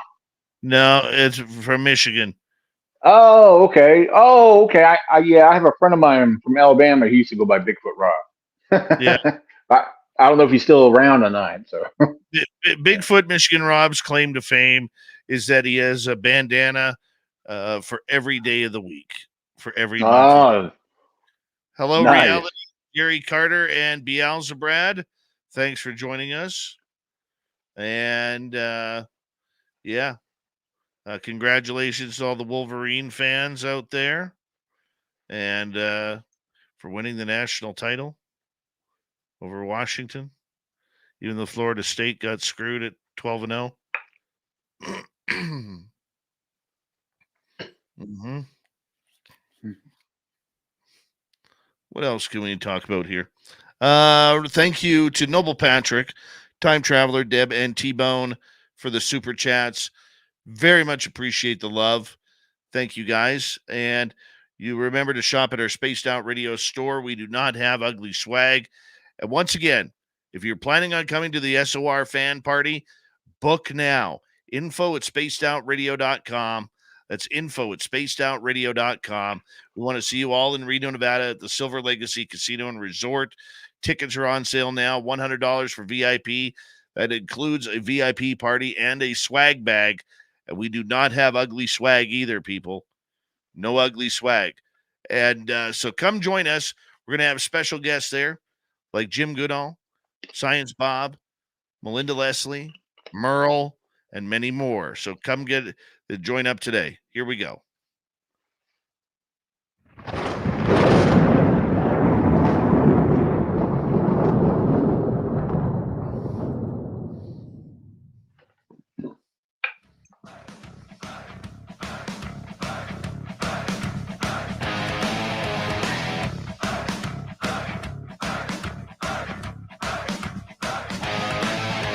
Here we go with the second half of Spaced Out Radio tonight. Good to have you with us. My name is Dave Scott. Very much appreciate earning your listening ears wherever you are on this beautiful planet we call Earth. Reminder to all of you that if you missed portions of this show or others, you can check out our free archives by going to youtube.com/Spaced Out Radio. Do old Davey the favor, hit that subscribe button. Our website, spacedoutradio.com. We have a plethora of features for you. Rock out to Bumblefoot, read the news wire, check out our swag as well. Follow us on Twitter at Spaced Out Radio, Instagram at Spaced Out Radio Show, and on Patreon in the Space Travelers Club. Here we go. Final time with Daniel Benoit. He is the founder of the East Coast Bigfoot Researchers Organization. And thank you, Daniel, for being here. This has been a great show, man. Oh, yeah, I'm loving every bit of it. This is awesome. Yeah, our audience is enjoying it too. I can tell. I want to ask you in regards to everything that you have learned about this creature, okay? And you're also being in Pennsylvania around other creatures. There's been gnomes, there's been dogmen, there's been bipedal canines, all spotted around the Chestnut Ridge in that area. How do you feel about that entire phenomena that there are all these cryptids kind of blending into one big forest? Well, yeah, you're right. I've heard of a lot of different stories. Unfortunately, I haven't experienced any of the other ones yet, but since I've been up here, I will tell you that well, first of all, the whole experience and just the sense of knowing that there's a lot of activity up here. There's a history of a lot of reports, a lot of sightings up here, and it's exciting. It really is. It's exciting, and it actually makes me feel hopeful of other possibilities. However, I will share something that I've experienced up here with Julie. There's a certain area that we've been investigating. Now, she's taken me around and brought me to various different state forests, and where there's been a lot of other reports that come out of these areas. But there's one particular state forest we've been working and kind of studying and observing. There's some things I've never experienced in my life. Now, this may fall under the woo category, but there's been some strange lights in the forest that we've been experiencing. I cannot debunk them. I cannot make heads or tails of them. But I will tell you from what I'm learning, Julie tells me that they are sources or of energy, types of energy that are coming from Bigfoot. And what started before we actually started noticing these lights was our very first time in this location. It's an opening area. There's some big boulders there. There's a small field, and then you have the forest surrounding the whole field. And we picked this spot because it was easy. There was never no reports from out of this location to begin with. But after she showed it to me, it's like we both agreed that we need to check this area out because we got, that squatchy vibe from it. We felt it was worth checking out. Well, very first time there, we got there just before it started to get dark. And then, it was quiet, not hearing nothing. Nightfall came. It was, again, dead silent, not hearing nothing. And I'm standing a little further back from where she was sitting on one of the stones. And just for the heck of it, I don't know, I just started giving off a couple random whoops, like whoop, whoop. I did it like 2 times, 3 times, whatever. Right after I did them, from my direction over to the right, just inside the tree line, there was a knock, wood on wood tree knock. And then right after that one, straight out from where Julie was sitting, was another tree knock. These were so close, they sounded like they were just inside the tree line. And I was like, we both kind of got excited, like, did you hear that? And the only disappointment about that was I was not recording, because I record our time out there and what we do and anything we find.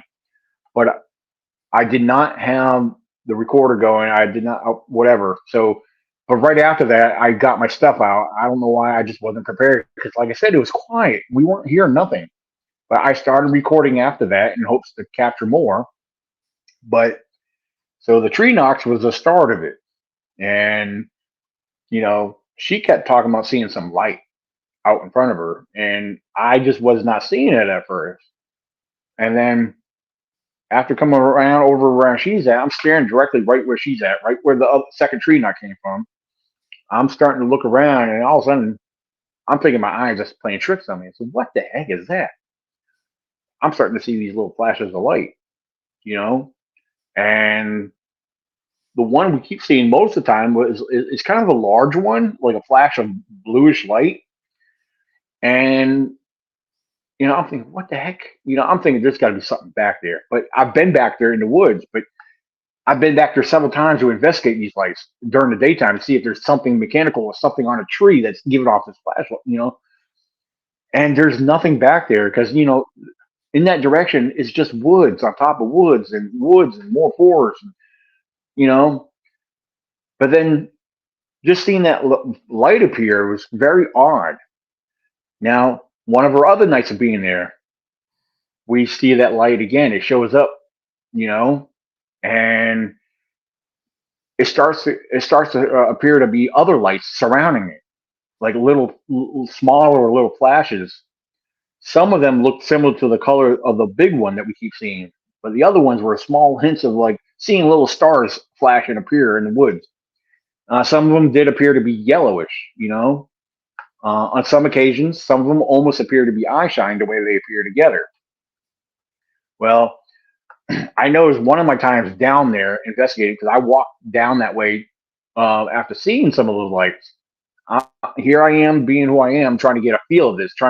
I am trying to debunk these lights, but they're appearing right, like, I don't know. They look like they're right on the outside of the forest, But when I get down there, I'm not seeing nothing. I'm investigating. I'm down there with my little light. I'm recording as I'm going through there. I've heard things walk, like literally got my attention. I hear things running, like things running around me. Could it be deer? Maybe, but I'm hearing a little bit heavier footfall than that. I hear scuffles in the woods, catching my attention, trying to capture something, And but I will tell you, after seeing these lights, I am puzzled. And as Julie puts it, they're forms of energy. They're types of energy that the Bigfoot are giving off. They're there, and by them showing their lights like that and giving off their energy, I mean, they're making themselves known, So this here is new to me. I've heard stories of people seeing stuff like this before, but I never experienced it till this time spending with Julie in this location. During the daytime, we've done a lot of exploring through there. We've actually come across some very interesting foot tracks out there. And, so I have no doubt to say that Bigfoot is in those woods, but to see those lights and the patterns that they keep showing, I gotta say, that's kind of exciting. It's different. Again, I never thought I would experience anything like that. They were just strange, very odd. Like I said, I investigated those woods pretty good, and I can't find anything out there. Right now, it's been going on 3 weeks now. I do got trail cameras out there. I don't know if I'll catch anything, but wildlife. I mean, I told Julie, I said, I don't care as long as I catch a big buck or a bear on there. I think that would be awesome. But Right. yeah, I mean, that's what I've been experiencing up here right now. So you never know. There's a lot more investigation, a lot more exploring to do up here. So There really is. I mean, do you find that the creatures on the East Coast are on the reports that you have seen are more or less temperamental than what we hear of the more docile creature on the West Coast? oh, I honestly believe that they're like just based on my own experiences and from other reports I've gathered here on East Coast. Overall, Bigfoot's a very curious creature. I don't think they have any harm towards it. I mean, let me put it to you this way. I mean, like I tell anybody, because I've been asked numerous times, if I encounter Bigfoot, should I be scared? Well, I say, well, you're going to be scared because you're going to see a big being, the fear is going to come over you. But will they harm you?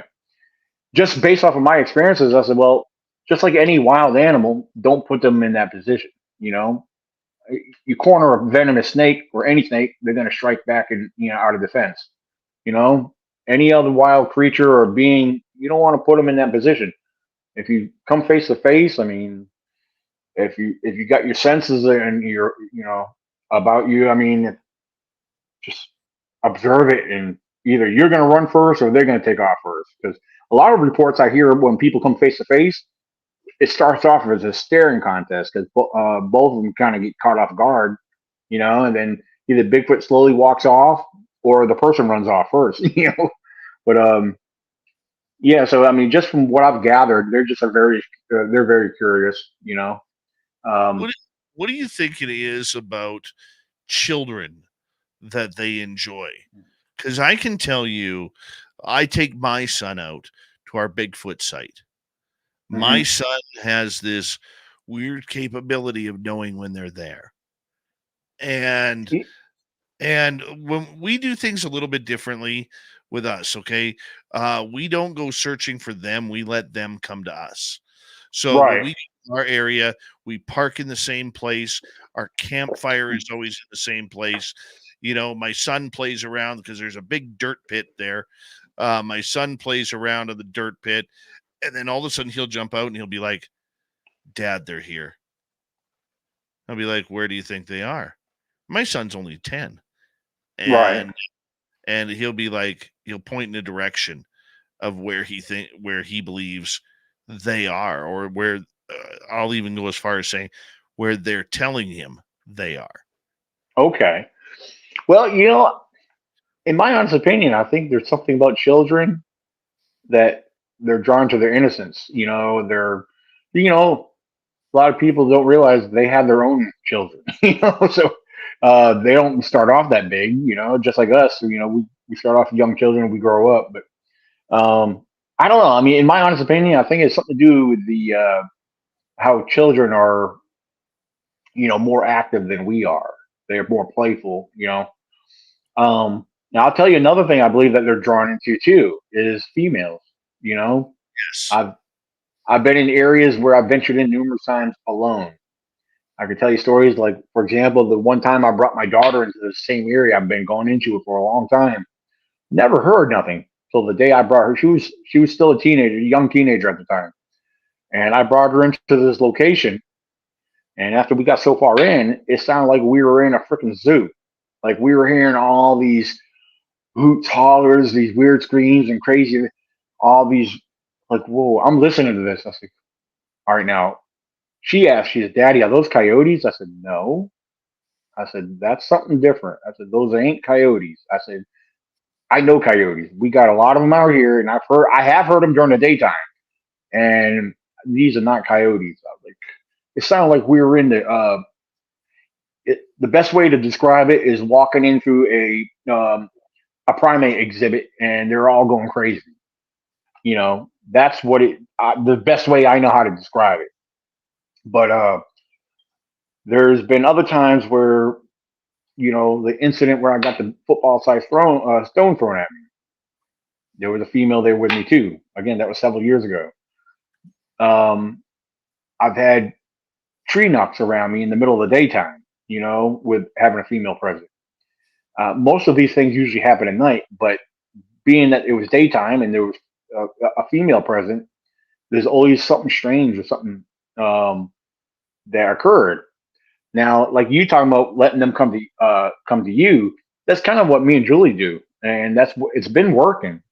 During the daytime, I like to explore to see what we might be able to find. As far as possible structure that could be related, possibly to Bigfoot, um, and tracks. We like looking for tracks. It's fun to do that. Um, but yeah, I mean, even when I've had people at my campsite, when I bring people out to do group campouts and stuff, they want to do night hikes, which I don't blame them. Yeah, it's fun to do. It's mysterious. You don't know what you might encounter or happen or whatever.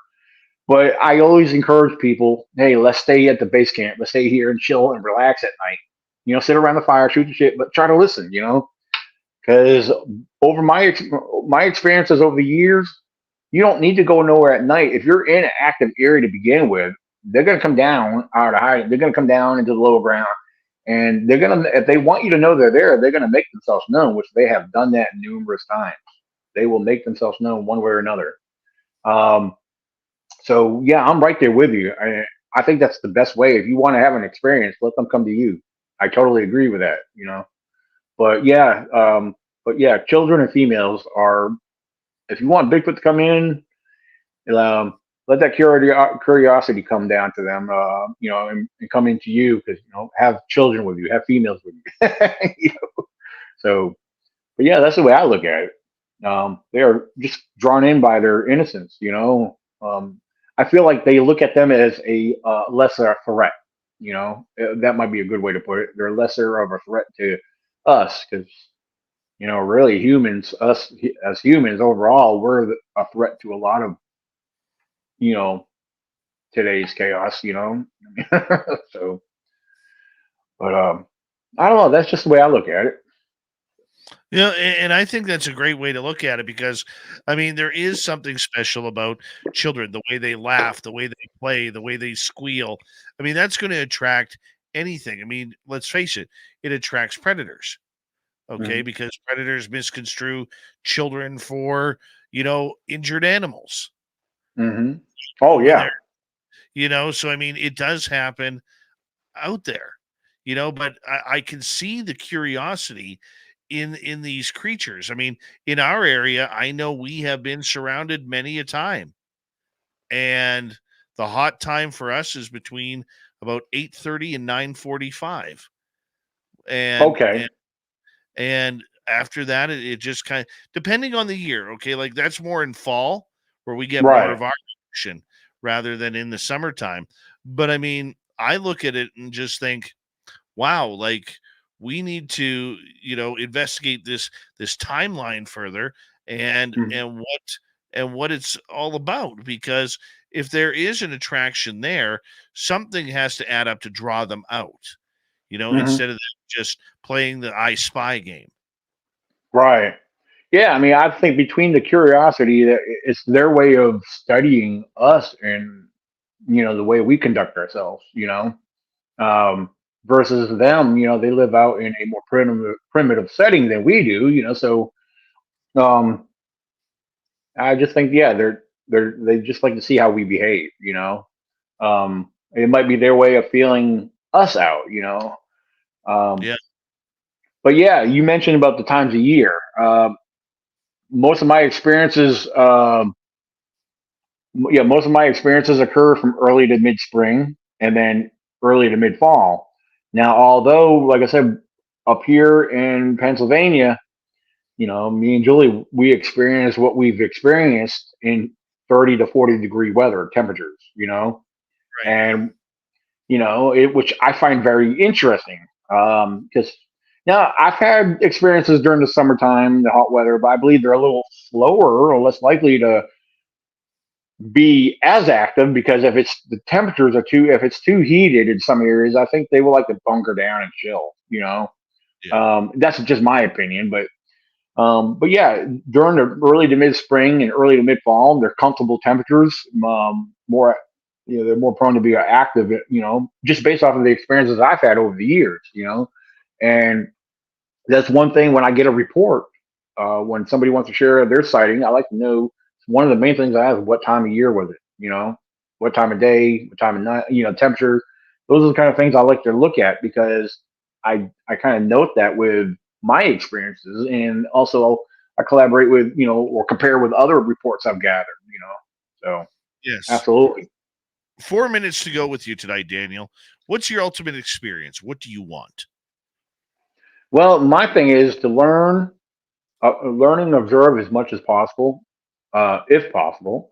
Um, uh, my thing is I love nature. I love the outdoors, and so I'm always going to be out there, regardless if I have an experience or not, because I'm drawn to the forest. It's always been my place to be. Um, you know, I like to learn, and what I learn, and I like to share. My biggest thing is to spread awareness of Bigfoot. Regardless if people agree with me or not, I like to share my beliefs, my views. Um, because I'm a very open-minded person. There's a lot I will not dismiss. You know, Although I may not agree with another individual, I'm not going to call them a liar by no means. But I just feel like it's something I need to start taking more note of. Just because I may not experience something they have, doesn't mean it's not true. So I think that's how a lot of us got to start looking at each other's claims, um, or beliefs. So my biggest thing is spreading awareness, and I host events to bring people together, like-minded people. My events have actually drawn in skeptics, and even some non-believers have come together to my events to hear the various speakers, and their because all my speakers come from different walks of life, have different views, and so I want people to be able to hear these different views. Just as I'm trying to think of the best way to put that, is something to consider, at least consider these different possibilities. Um, and I've had positive feedback from people that's never been to these kind of events that leave my events saying, thank you. This was very educational, very informative, you know, and, that's what I want. That's what I want people to hear. I want people to just, just consider it, just like when I do my presentations, I said, I'm not here to convince any of you. I said, my views are my views and my beliefs, but I share them, and this is why and how I look at things, So, um, yeah, we're going to continue doing my events to draw in people. I got my event in Virginia every June. I got me and Julie, we're hosting our first event up here in Pennsylvania a month before our June event, which is May 25th. Anyone's welcome to check out the Facebook event page on that, if you don't mind me throwing that out there. The Pennsylvania Myths and Legends Festival happening May 25th at the Bakersfield Community Grove Park in Somerset, Pennsylvania. June 14th and 15th in Wares Cave, Virginia, at the Wares Cave Community Center is our ECBRO Annual Virginia Bigfoot Conference. It's not just Bigfoot. We have other cryptids involved, and the paranormal world is getting involved with it. My community team is actually a part of a paranormal team themselves. So, we welcome everybody. We want everybody to get a feel of what we do, and to see the different aspects of our research. So yeah. And anybody that wants to be anyone that's interested in checking out more about my 2014 encounter, if you go to there's a YouTube channel. It's called Hometown Haunt Series. You can go to that, The Beast of Elkhorn Lake. Check out that video, or just do a search on YouTube for The Beast of Elkhorn Lake. That's my latest documentary that I'm featured in. I'm featured in a few different documentaries, but that's the latest one. There's another one that was supposed to be released last year. It has not come out yet, which is called I Believe in Bigfoot. It's got several different people in that one.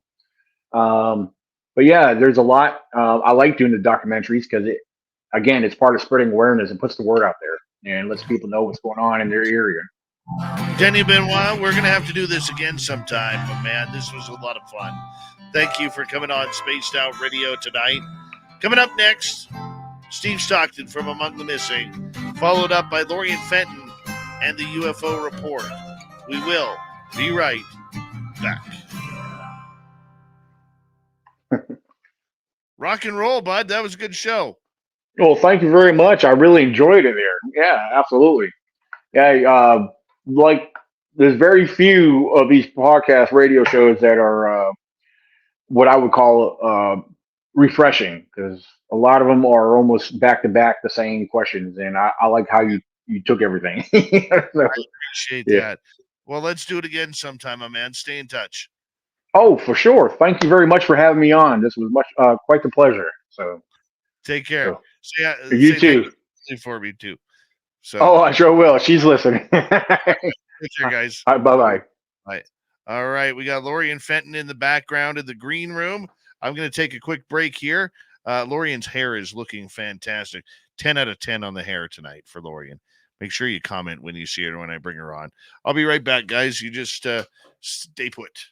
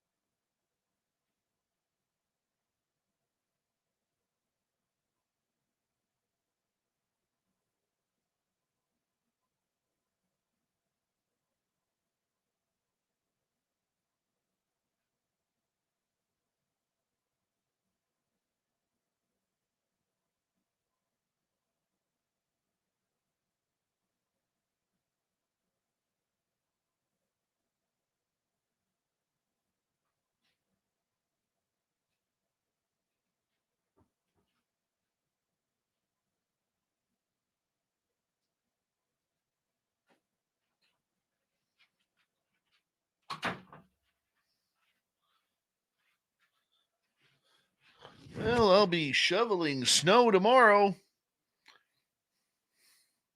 Finally, the snow has arrived in British Columbia. About time. Now I'm getting ready for Christmas. Now that the snow's here. It's the way we do it around here. We wait for the snow. Thank you so much to T-Bone Debster, Time Travel, Noble Patrick, Bigfoot Rob, and Susan Cano for the super chats. Very much appreciate everybody who's coming on in and helping us out. And don't forget, we do not have ugly swag in our store chat. Nope. You can go and check it on out, do some shopping there. Be like T-Bone. Get yourself a new hoodie and be happy with it. Yes, Kira, I will be playing in the snow. I like the snow. It means I can finally have my favorite drink, Fireball and snow. It's a great combination, believe it or not. It really is. We got 5 seconds here, and we're going to rock it out. First, Steve Stockton, then Lori and Fenton. Here we go.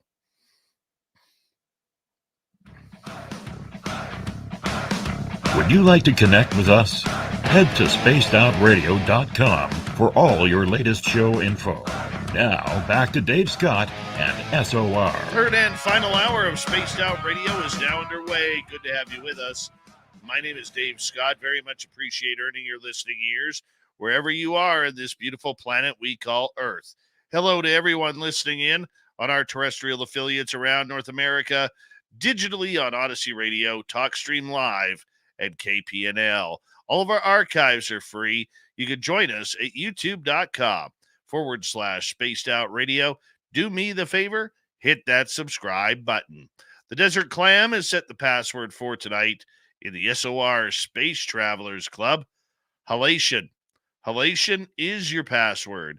Use it wisely, Space Travelers, as the Clam sets the password each and every night right here on Spaced Out Radio. Our website, spacedoutradio.com. We have a plethora of features for you. Rock out to Bumblefoot, read the news wire, check out our swag as well. Follow us on Twitter at Spaced Out Radio, Instagram at Spaced Out Radio Show, and you can join us on Patreon in the Space Travelers Club. It is that time of the night where we say hello to Steve Stockton from Among the Missing and another spooky story. Hello, friends. Welcome to Among the Missing YouTube channel on Spaced Out Radio. I'm Steve Stockton, and I'm about to take you on an unbelievable journey of people just like you. Their stories and encounters will haunt us on Among the Missing.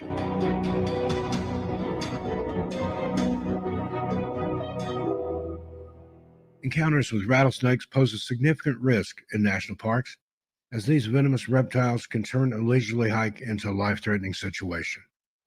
Their habitats often overlap with popular hiking trails and camping areas, making the risk of human-snake interactions inevitable. These stealthy predators blend seamlessly into their surroundings, making them difficult to spot even for the most vigilant park visitors. Rattlesnakes possess a venomous bite that serves both for hunting prey and defending against potential threats.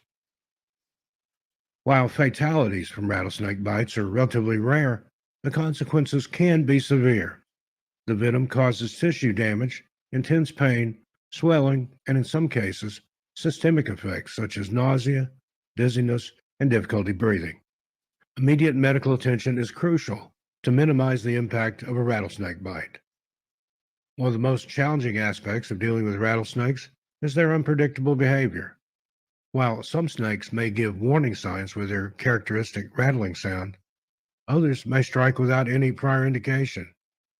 Factors such as temperature, time of day, and the snake's mood can influence its behavior, adding an extra layer of uncertainty for unsuspecting park visitors. Encounters between humans and rattlesnakes can lead to conflict, as fear and panic may drive individuals to take unnecessary risks to attempt to handle the snake. Disturbing or provoking a rattlesnake increases the likelihood of a defensive bite, escalating the danger for both parties involved. Rattlesnake bites usually happen when humans try to harm or capture them. Now, it's important to know that rattlesnakes can strike accurately at a distance of up to 1/3 of their body length. About 25% of rattlesnake bites are dry, meaning no venom was injected. Although rattlesnake bites are rare, they do require immediate medical attention when they happen.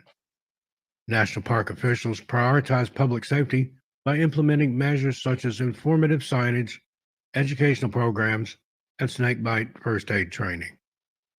If a rattlesnake bites you, staying calm and seeking immediate medical attention is crucial. If possible, gently clean the bite area with soap and water and remove any tight jewelry like rings or watches that could increase swelling. Keep the affected area immobilized and below the level of the heart. Taking a picture of the snake can help medical professionals determine the necessary action. On August 27, 2020, the Yosemite Emergency Communications Center received a notification from a National Emergency Coordinating Center about a backpacker in the Glen Aulin area, according to USA Today. The backpacker used their satellite messenger device on behalf of another hiker requesting assistance for a, quote, snake emergency, end quote, according to the National Park Service. USA Today reported that the previous day, around 2:30 p.m., another hiker, a barefoot man in his mid-30s, was bitten by a rattlesnake while fishing in the Grand Canyon of the Tuolumne. The man stepped onto a rock, causing it to shift under his weight, which alerted a rattlesnake hiding beneath the rock, and the snake bit him on his left foot. USA Today said the individual was backpacking with his wife when they attempted to hike together to get help. However, he soon realized he was unable to continue walking. His wife saved their location on her phone and later reported the coordinates to the park rescuers, which helped the responding California Highway Patrol helicopters locate him quickly, according to USA Today. While the man's wife went hiking for help, another backpacker stayed with him until help arrived. After being airlifted to the park's helibase at Crane Flat, the man was transferred to an ambulance, USA Today said. A paramedic team treated him for dehydration, nausea, and pain. He was then taken to an air ambulance, which flew him to a hospital in Modesto. The individual received 2 doses of antivenom and was expected to be discharged the following day, park officials said. And thank you to Steve Stockton for another creepy snake story on Spaced Out Radio. You want more? Just head on over to his channel, youtube.com/Among the Missing, and get your freaky stories there. From the missing to the mysterious, Lorian Fenton filling in for an ailing Courtney Marcassani tonight on the UFO Report. Nobody's gonna know. They're gonna know.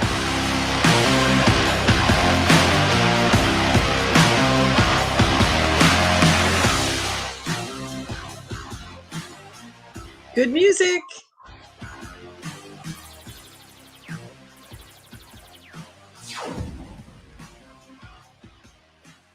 Hello, Lorian. It is nice to see you from the comforts of San Francisco, California. Good to have you back. I'm up in the North Bay of San Francisco. I'm up in wine country, which is really nice. Ooh, look at you. Do you have a little camembert cheese to go with the No, I wine? got water. Water. Oh, good. I wish I did have some, but it's a working night, so none of that. So how Oh, are you yeah. doing? I'm good. I just start off the show with saying on our previous show that we did, we kind of got into UFO whistleblowers and that we're hearing some names that were going around. Now, I've talked to a lot of people on the weekend regarding these names, and right now I'm going to sit here and say that I'm going to, for the safety and protection of these gentlemen, I am not going to release the names. I actually had a couple of people call me and state, you know what, that there's jobs and there's livelihoods on the line right now, and you I bet. don't feel comfortable in being the idiot journalist who's going to ruin someone's life and maybe their career and pension because I want to scoop a story. So That's the Right. way I'm going to put it. The stories we're hearing do need a little bit more detail and investigation that we talked about before I'm going to be comfortable in bringing those out again.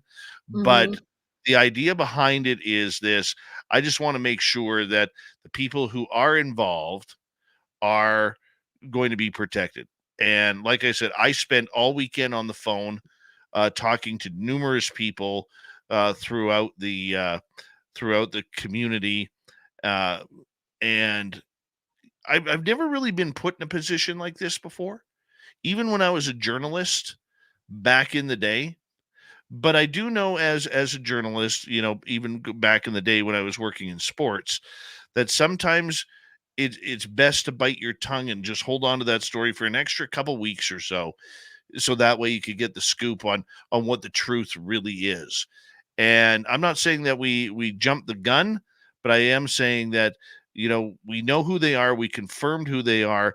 It's just at this time, due to their own safety measures, we're just going to uh, keep their names away from the public as of right now. And when they say, "Hey, go ahead," that's when we're going to do it.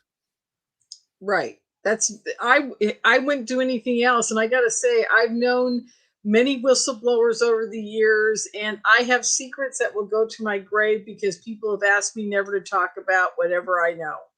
And and even yeah, I mean, some very significant things. And I will say that, you called me today and said, will you talk about some of the stuff you've learned in the past about super soldiers and space force people that are out there in the secret space program and the 20 and back phenomenon and things like that.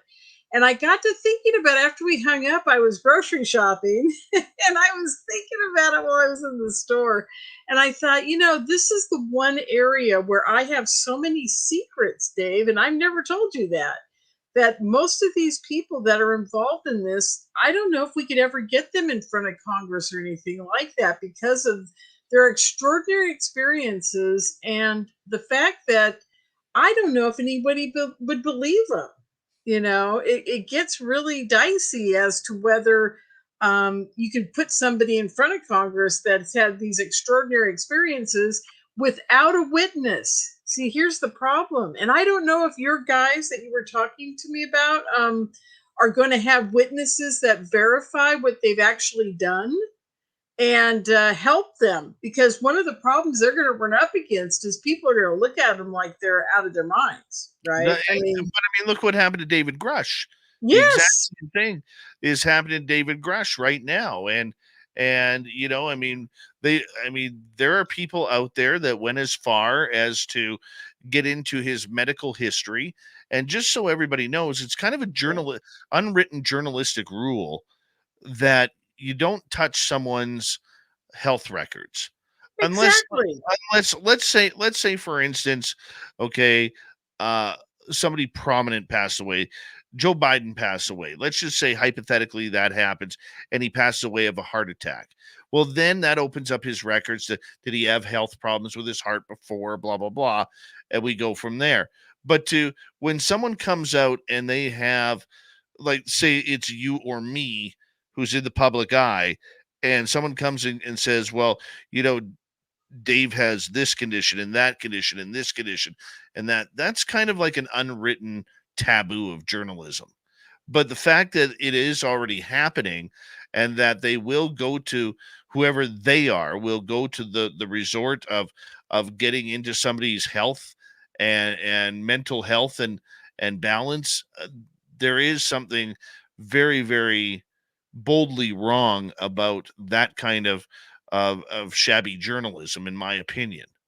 I agree. And what really bothers me is that the people that brought Grush forward, now, I'm not sure who brought him out and who got him into the seat. But whoever these people are that are trying to get this disclosure hearings happening and keep happening, they've got to be more careful about how they're treating their people. I mean, now I heard that he's thinking about not talking anymore because of the way he's being treated. I mean, I'm very concerned. And also, Daniel Sheehan came out with a video. Was it yesterday or Friday or Saturday? Something about the fact that he knows that there's a video of an alien that's been, or that somebody was in the room when the video was taken of an alien interview type of thing. Have you heard about this? I have not heard about this as of yet.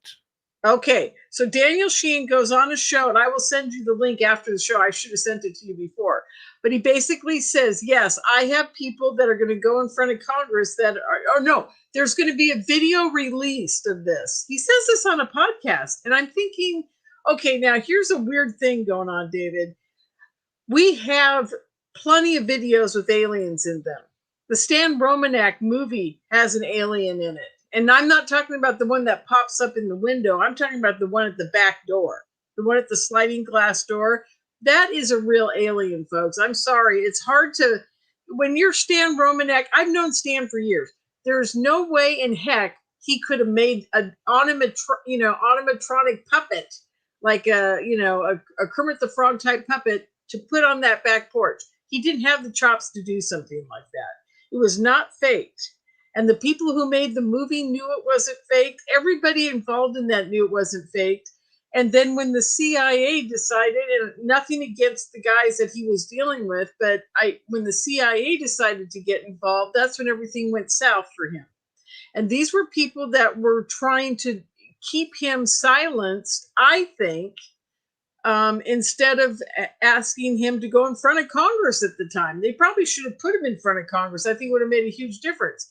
And then there's lots of other videos with aliens in them. Whether you can make them out real well or not, it's another whole issue. But this isn't the first time that's happened. And for Daniel Sheehan to bring up this, I'm a little concerned, because it's kind of like he's saying, well, we've got the smoking gun now.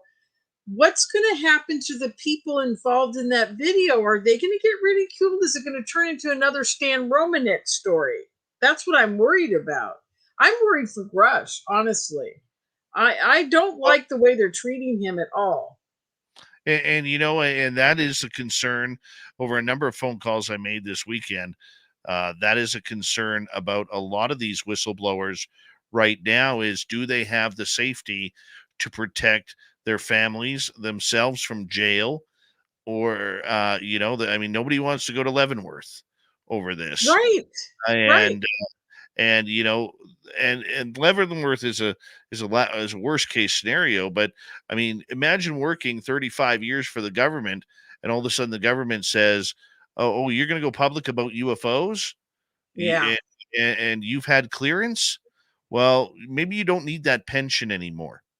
Maybe Exactly. you don't need that position anymore. And by the way, by doing this, you're probably not going to get a job in the private sector for triple your money." Okay. Yep. So you could do yourself a favor. You could shut up, or you could continue on. And, Yes. I'm not about myself about ruining someone's career, Yep. I mean, and that's where I'm at on the situation. And so, that's just the way it is. Yeah. And it's, but I'll tell you, it's scary out there. It's scary to know Well, whoever your people are that are coming forward, I bless their souls, because I'm telling you, it takes a lot of cojones to do what they're doing right now, because even they've seen what they've done to Grush. Okay. So now these guys are still willing to come forward, or these women. I don't even know what you've got going on here, but I'm telling you, I really bow down to them, because it takes a lot. Now, here's the other problem they're going to face. Um, all of the people that I've talked to that will never come forward, they will never get on a stage, they will never talk to Congress, they won't do anything, are all people that have worked for the military. And every last one of them, to a T, has a family and has told me, you don't talk about this stuff, because if you do and you've been told not to, and you have actually been on a secret space program ship, you've actually worked with the aliens, or you've done something to that extent. These are the people I'm talking about. These are the people that, whether you want to believe their story or not, it's another whole issue. Let's just say it's true. Okay. So there's the whole problem right there is they can't talk about anything at all, because if they do, they're going to lose everything. And here's the other kicker to this. I have been told this, and I can say this on air, and I don't care if anybody believes me or not, but I've been told by many people, many high level military people, that will never come forward about their involvement in the UFO community and the alien agenda. And they have said to me, Lorian, it's not what they can do to me and my family now. It's the fact that they can follow me into my death. Now, I know that sounds crazy, folks, but I've asked many people what they meant by that, and they said they have the ability to bother you on a spiritual or otherworldly, other dimensional level, that the aliens actually have the technology to do that, to maybe harass your consciousness. I don't know. I'm not sure what they ever mean by it, but I can tell you this. It's an advanced technology that is so far beyond what we have that these guys are afraid to even talk, because they're afraid they're going to bother them into the next lifetime or a past lifetime or whatever, which brings up the whole thing about time travel and 20 and back and that whole issue. Because if they have the ability to manipulate time and reality and dimension, who says they can't travel to another maybe version of yourself in another dimension and torture you there? I don't know, but I'll tell you. Yeah, go ahead. All I know is this. I mean, I've never really bought into the 20 and back secret space program portion of everything. Do I believe we have humans on the moon? Yes. Do I believe there's a possibility of humans being on Mars right now or other places? Yes, I do. I do believe there is that secret technology that is hidden out there. But that being said, I mean, these 20 and backers, it's hard to fathom that is actually happening. And I think the subject really got ruined by the characters that really made this up over the last 8-9 years. And Yeah. these characters, I'm not even going to give them their names for the. Yes, please don't. But I mean, we'll call them characters. I think that's the safest. Yes, that's a great word. They ruined any potential chance that if this program really, really set in and was really, really truthful, that there's no way anybody can believe it now because it's already been hijacked by crooks. Exactly. And the problem with it is it's like the mind. I'm going to compare it to mind control. Okay.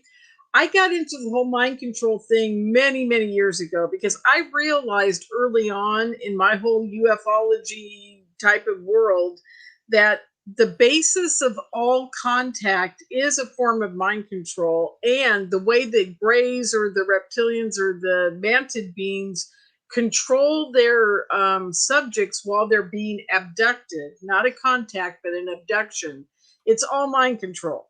And then the military has been using mind control for, at least 100 years, and they've developed it very thoroughly to the point where we had the voice to skull communication thing going. Anyhow, long story short, what I thought maybe early on when I first heard about this 20 and back, and it wasn't called 20 and back when I was looking into it back in the late 90s.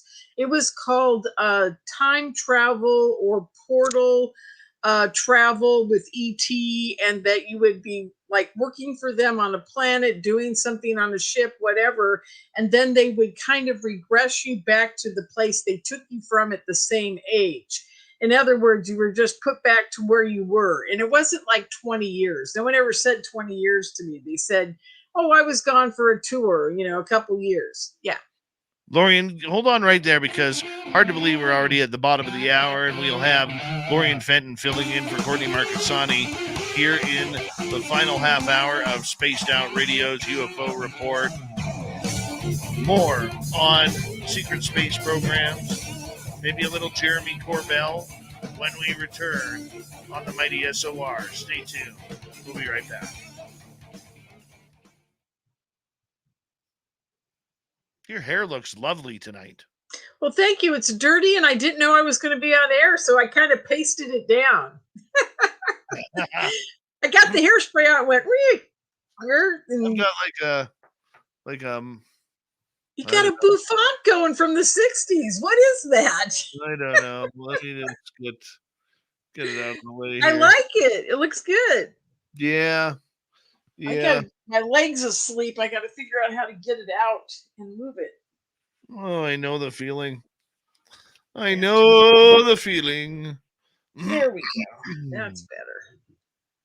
Let me move my camera back. Mm-hmm. There we go. Okay. So, what's the thing with Jeremy Corbell? Oh, just about whistleblowers. More coming out. Oh, yeah. Is he got a few? I don't know because I haven't been really paying attention. My problem is I know so much from the past that it's hard to get new information in. And ever since he did Bob Lazar, I haven't really, followed. I didn't know there was that many more whistleblowers. I know he had a few off of a ship where they had the triangle of, videos coming out of him and George Knapp. Mm-hmm.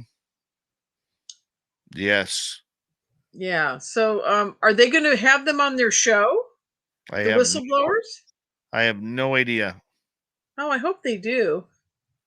I would watch that. I like new whistleblowers. Me too. You and I have been whistleblowers for a long time, but no one believes us. What's with that, huh? I know. Yes. It's always fun, though, isn't it? It is fun. Oh, how's the Bigfoot area doing? Are the Bigfoots hunkered down for the winter? We went there. We were able to get there a week ago this past Sunday because we haven't had much snow. It was dangerous getting up and down because of the ice. Okay. But we got there. Nothing. Not even a feeling. Like up the road, you kind of got a little bit of wolf energy. Yeah. In our area, there was nothing. Well, it's winter, and I really do think they either go into cave structures during that time, or they migrate a little south where it's a little warmer, and get in some valleys type of thing. That I don't know. Well, I hope so. I mean, that's what the Indians used to do. I would assume that they would probably do the same thing. Could be. Or maybe they popped out of this dimension and just went off to, Zeta Reticula for the winter. That's a possibility too. Like going to Florida if you live in New York. The Bigfoot zaps into another dimension of warm weather.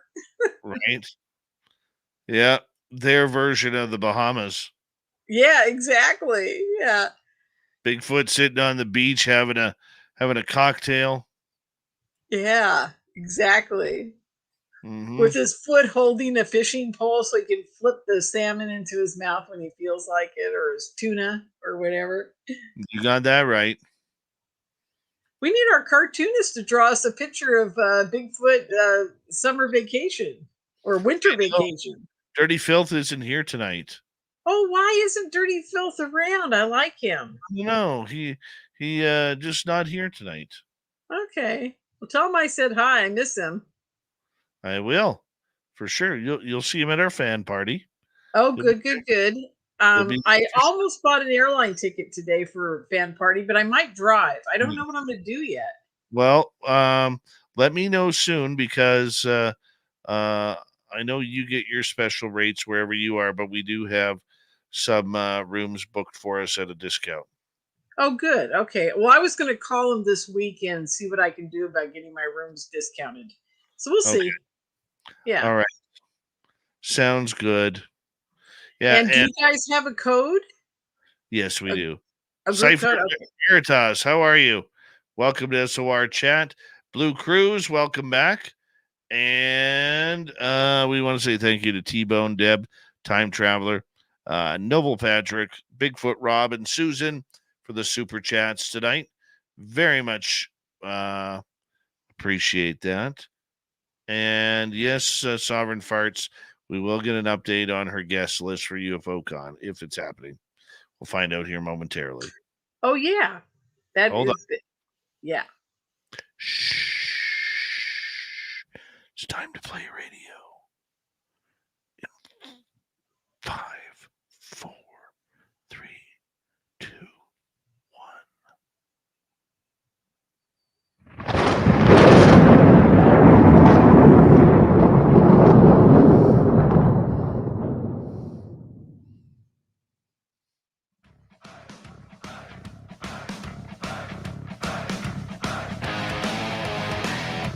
Final half hour with Lori and Fenton and the UFO Report is right now on Spaced Out Radio. I am your tinfoil hat-wearing host, Dave Scott. Thank you for taking the time to join us. We very much appreciate it. Reminder to all of you that if you've missed most of this show or others, check out our free archives by going to youtube.com/Spaced Out Radio. Do me the favor, hit that subscribe button. Our website, spacedoutradio.com. We have a plethora of features for you. Rock out to Bumblefoot, read the news wire, check out our swag as well. Follow us on Twitter at Spaced Out Radio, Instagram at Spaced Out Radio Show, and on Patreon in the Space Travelers Club. Here we go with Lori and Fenton, and she is having her own podcast called The Fenton Perspective. We love her around here, filling in for Courtney on the UFO Report tonight. Welcome back, Lorian. Well, thank you. And we just left off with the fact that I was going to tell people that the very first time in the mid-90s that I started digging into this whole thing around mind control and time travel, I don't know how they ended up being together with me, but they did. And that's when I found out about Andy Bashago. I know that he was on Coast to Coast, in I think either the late 90s or early, I don't remember, but I found out about Andy, and Andy and I have been friends for many, many years now. And, I'm not saying I totally believe the whole story about the time travel with the Montauk Project and the Montauk Boys and all that. But what I found fascinating about his story is that it seemed very plausible because it was very scientific. And he never mentioned once in the whole time travel story that he had that there were ETs involved. And I thought that was really fascinating too, because everybody else who talks about their type of time travel or their version thereof, the ETs are involved in it. So I just thought it was fascinating. And he also brought up the fact that they were doing some kind of training on Mars where they were doing simulations that would pop them in and out of our timeline.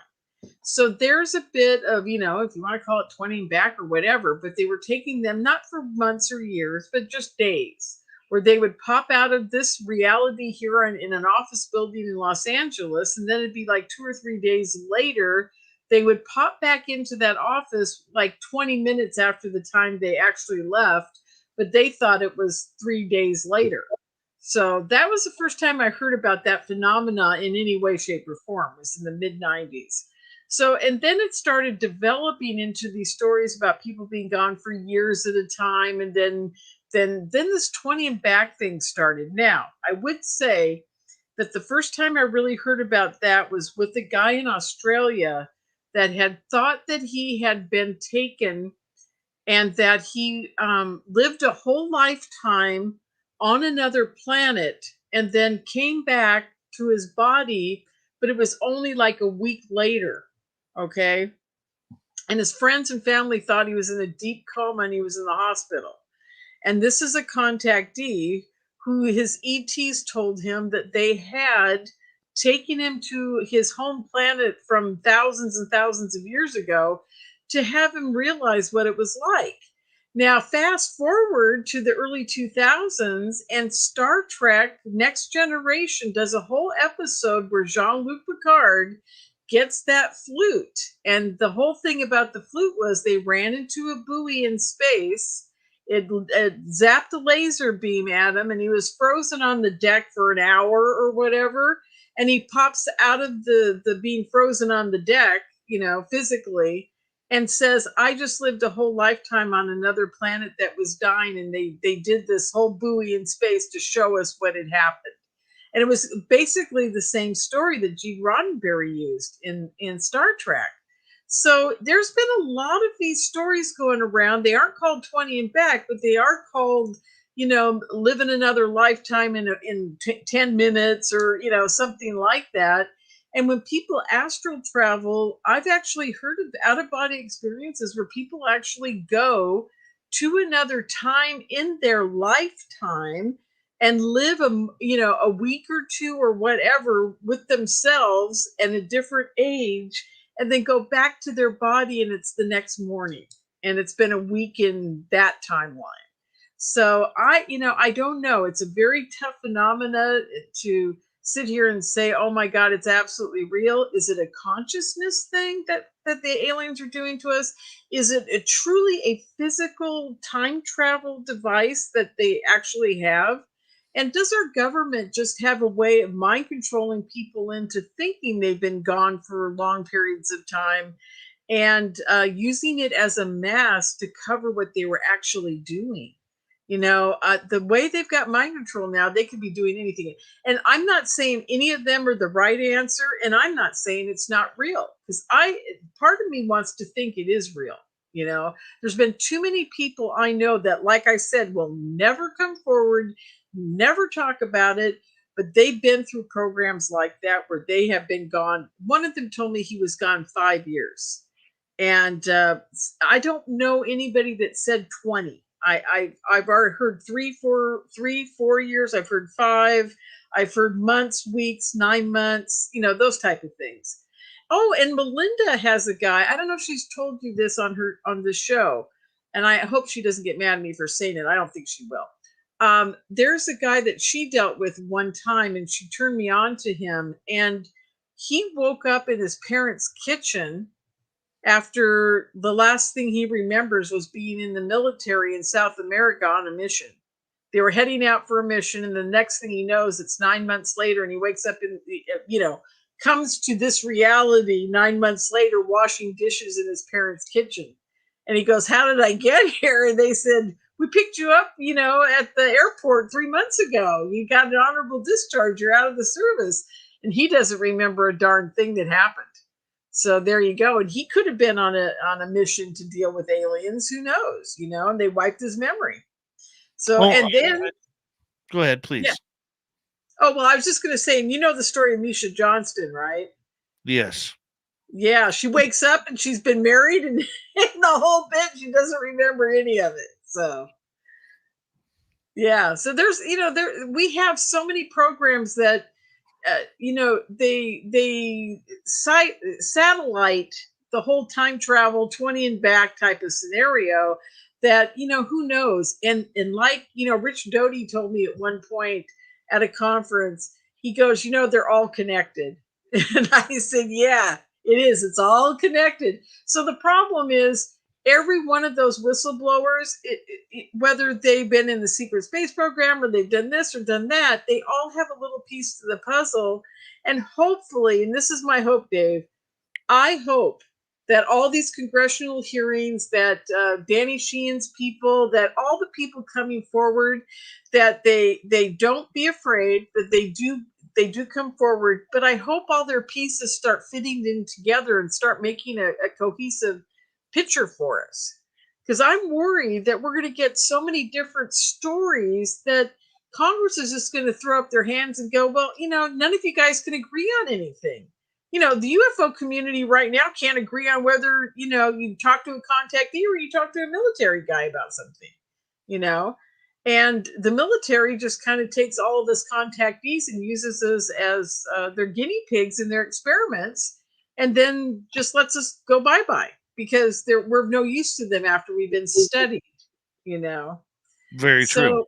Yeah, so I just don't know what to make of what's going to happen with Congress. I'm a little worried, but I am very grateful that the whistleblower guys are all coming forward, as many as we can get out there, and gals too. I hope there's some women, because they have quite different stories than the guys do. All of the women I know that have been taken on any kind of strange military mission have their stories are pretty horrific, honestly. And they're very interesting, and I really think they need to be told. But, maybe Congress isn't ready for that yet. No. Are they ready for anything? I don't know. After what they allowed to happen to the whistleblowers like Rush, I'm concerned that they even, I wonder if they're taking it seriously. I I think really they do. are. I think they are, but I also think that there is a great demand out there for mainstream religion and the belief system in that. I believe that there are people out there, Lorian, who are, trying to be nefarious and take advantage of others and their fear complexes regarding this subject. I think it's Yeah.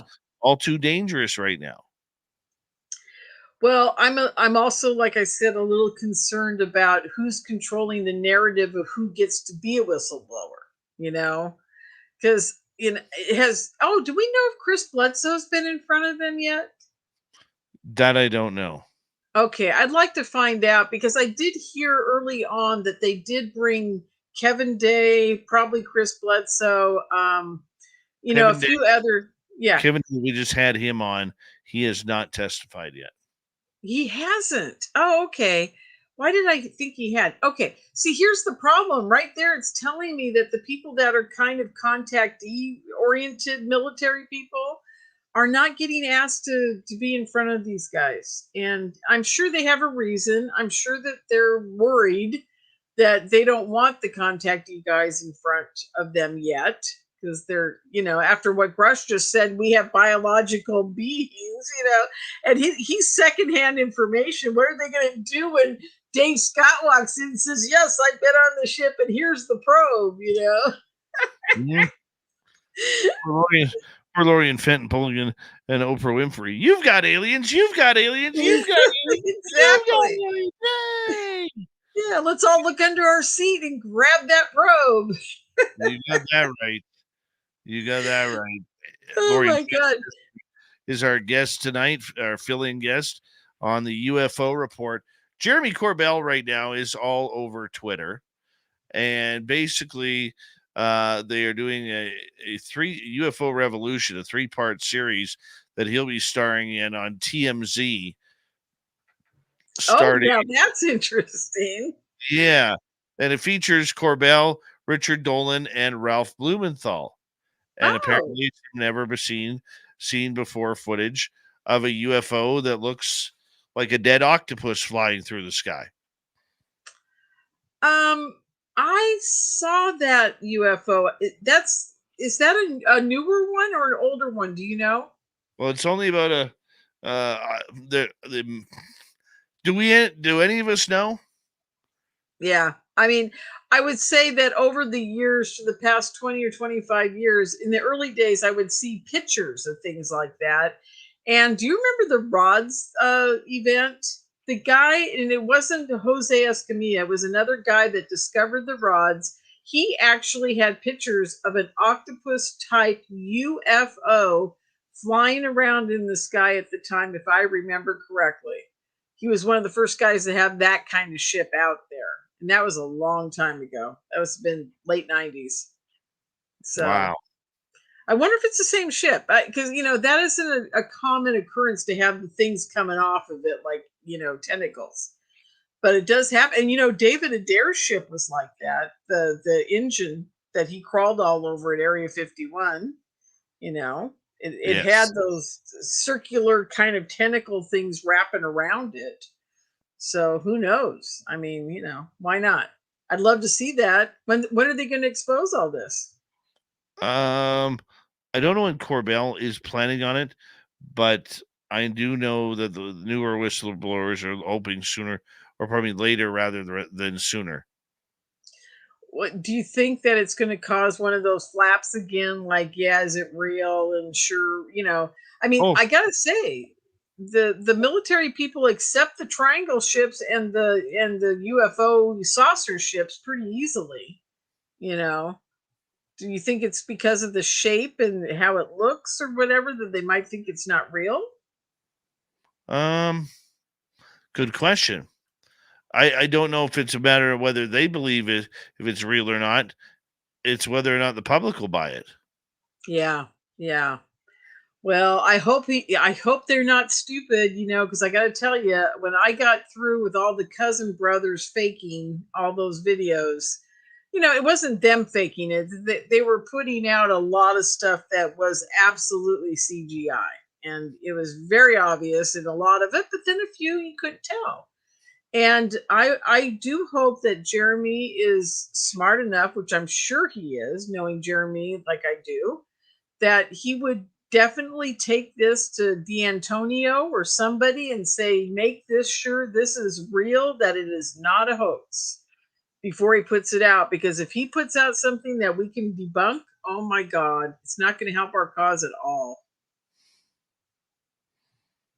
All right, Lorian, as we got about 6 minutes to go here before we have to go to break and say goodnight for tonight, where do you see the next set of whistleblowers going? Where do you see these people coming out, like Jeremy Corbell is saying?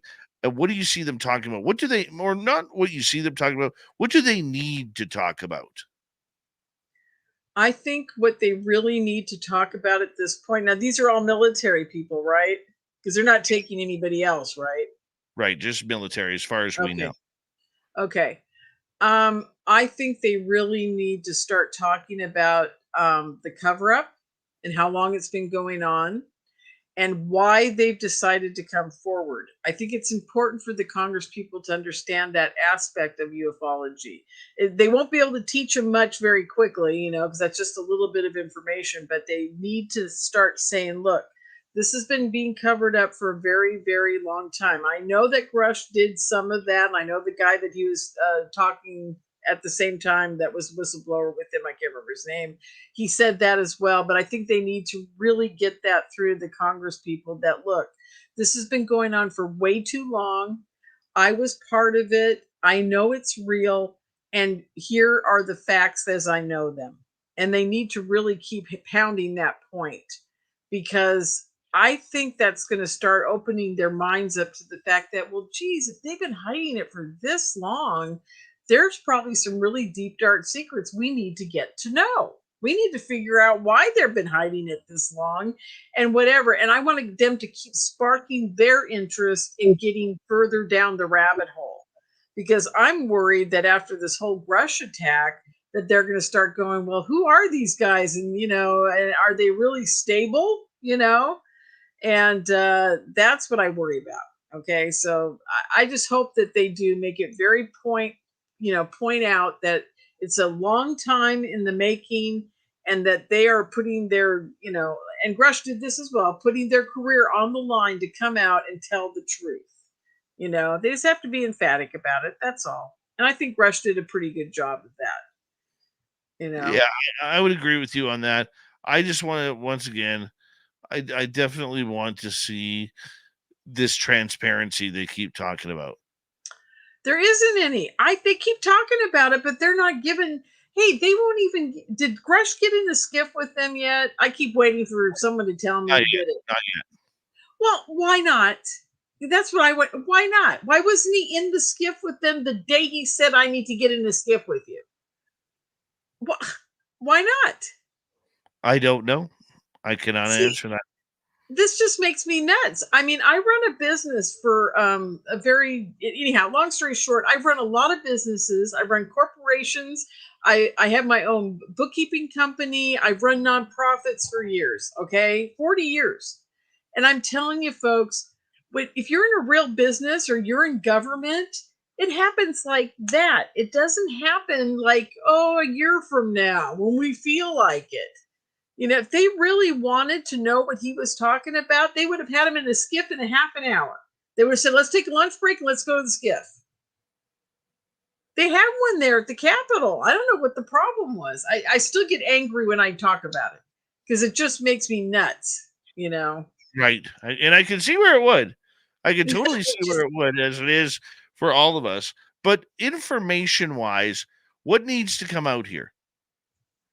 Well, like I said, they've got to start talking about the secret space program if they're involved in it. I don't know if any of these guys are involved in it. I don't even know what their level is. If they're a contactee, they need to start talking about the ETs and the contact. If they saw a military skirmish between ETs and whatever they saw, they've got to start talking about it, and they've got to get really boisterous about the fact that it's a reality in our military and it's a reality for the public. And we all know what's going on. And, I would say to Congress, here's what Lorian would say. I'd say the contactees know what's going on. The military guys all know what's going on because we're engaged with them all the time. How is it that you don't know that they're real and everybody else does? What is with that? It's like, I don't know. Makes me crazy. I don't know. All I know is is that there are clicks in the media, there's clicks in the UFO world, and if you're not part of that game, you're losing a lot of information right now. Well, and I think because of the clicks and the problems we have with who's coming forward and who's allowing people to come forward and who's the voice for somebody coming forward, who's the lawyer for somebody coming forward, whatever they may be, the handlers, they're getting limited information. I don't think they're getting the whole truth here. And that's just my opinion. And I know I'm not behind closed doors. I don't know what they're saying to each other, but I still think it's like, okay, I'll give you a prime example. When the article came out with Blumenthal and Kane wrote, remember the very first article, the very first disclosure article, when that came out, there was not one breath of the word alien or other dimensional being or ETs or, whatever. And still to this day, they won't bring it up. Okay. So there you go. It started with that, and it's still like that. It's like we can't talk about certain things, or they just don't let you, I guess. And on that note, Lorian, thank you for filling in on the UFO report for Courtney Marcotti and myself, and a great job with our audience tonight in breaking things down, ear to ear, easy to listen to. Thank you. Thank you for having me. I love Courtney. I wish he gets better quick and gets back. Absolutely. I'll get you to hold on right there as we start to say goodnight. Some important people here. We got Mr. Ron Bumblefoot Thal rocking in the background with Little Brother is watching. Bumblefoot is the official music of Spaced Out Radio, rocking us in and out of every single show. Get your horns up for the guitar god himself. Special thanks to everybody listening in at work, at home, in your cars, wherever you may be. Thank you to everyone in our chat rooms tonight. YouTube, Twitch, LGAP, Facebook, Spreaker, LinkedIn, the Space Travelers Club, and on Twitter, hashtag Spaced Out Radio.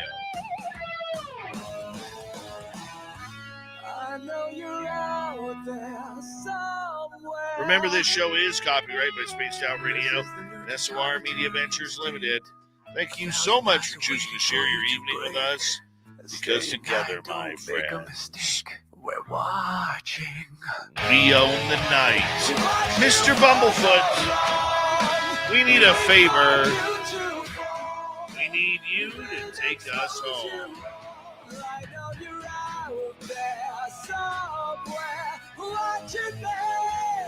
Yes, the Woo Train has docked for the night, but soon, my friends, we shall ride again. Seats are always available. Your tickets never expire. And if you want to bring a friend, we've got room for them too. Good night.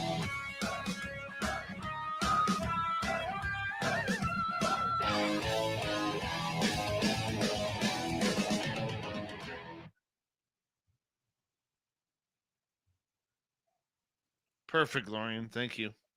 You're welcome, sweetie. I hope I helped. I don't know. I don't know what's going to happen to these guys. I worry about them, though. I'll tell you that. I do worry about them.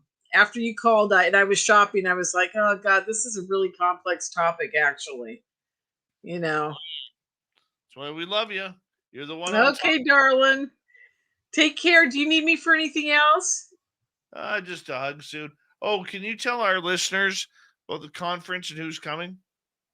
Oh yeah, well I am in the process of negotiating with the city of South San Francisco, and they're thinking about being a co-sponsor of the conference and putting us in the convention center next door to the hotel that we usually have it at. Oh, So no. I have a phone call with them tomorrow at 2:30, and we've been missing each other for 5 days now. So we're gonna meet up tomorrow, and we're gonna start talking about whether they can actually afford to be a partner in this adventure.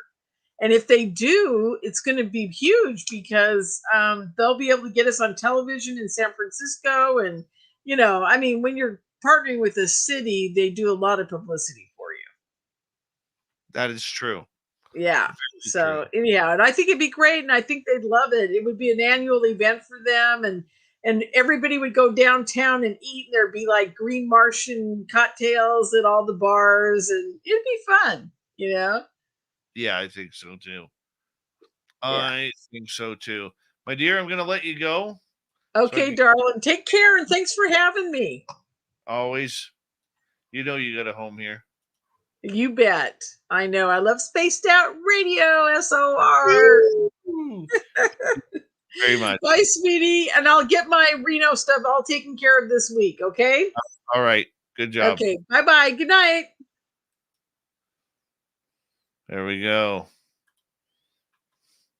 Shall we do some editing? Sure. Any questions that you may have, please post them with my wild hair.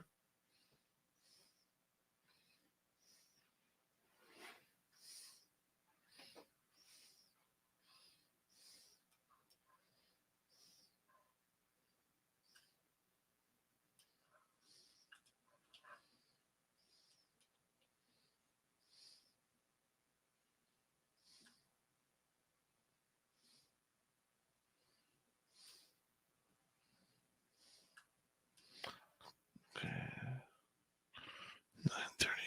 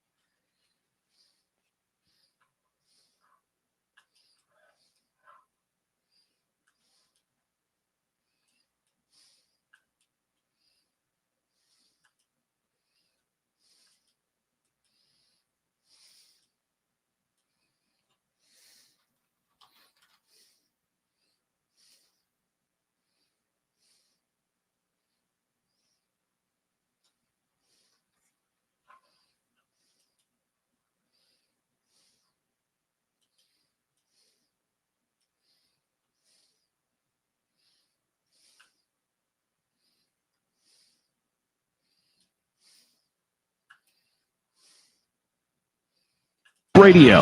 We're together, my friends.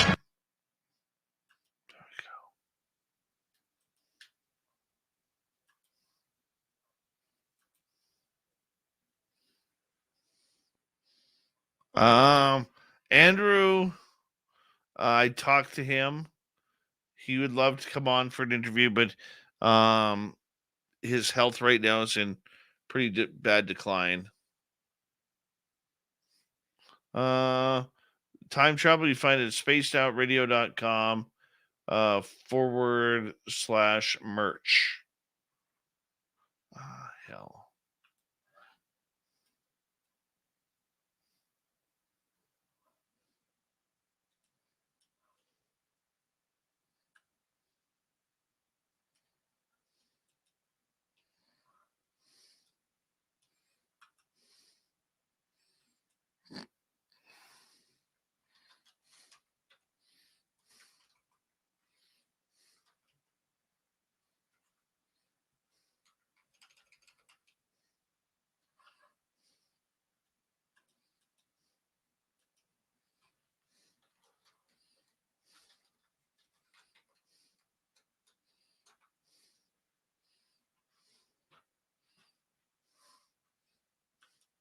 Give me 2 seconds here, guys.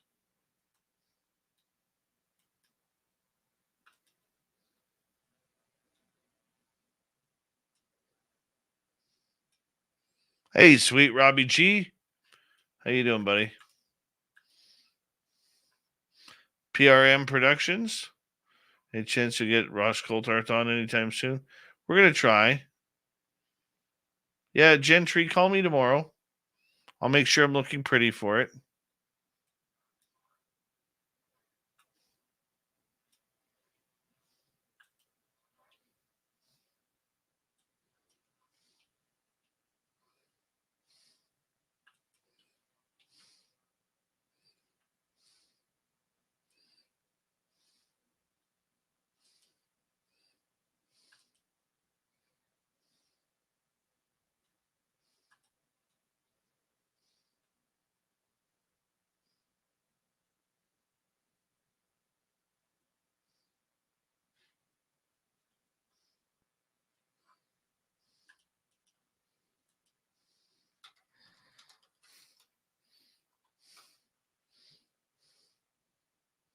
Hi, Patricia Giselli.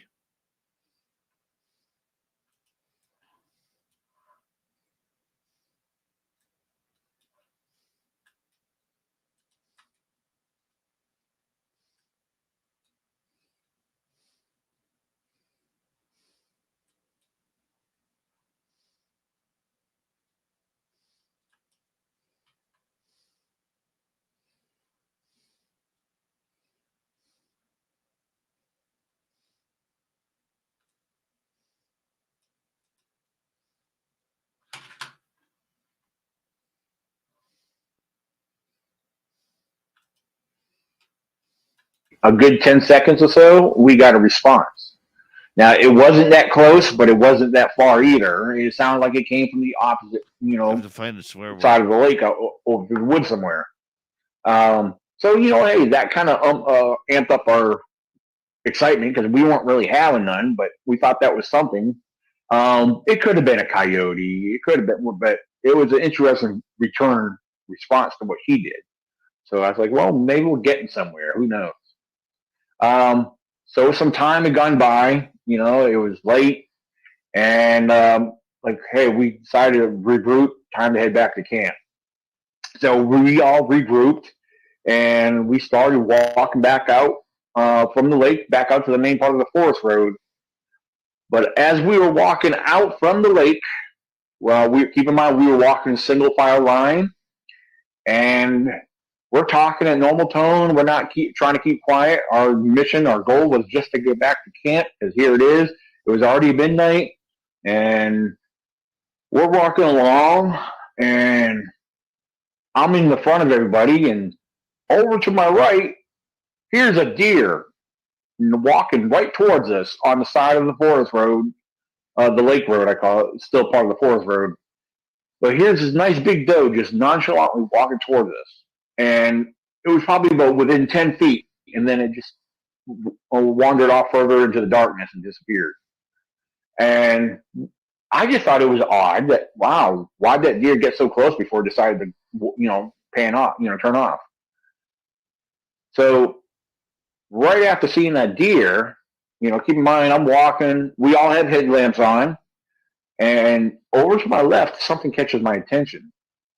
And I stopped for a second because I didn't realize I guess I was a little further up from the others. I have a habit of walking a little faster, or maybe I have a bigger stride. I don't know. They do call me Sasquatch. But yeah, I see something reflecting over on the left side of the road, but it's kind of low.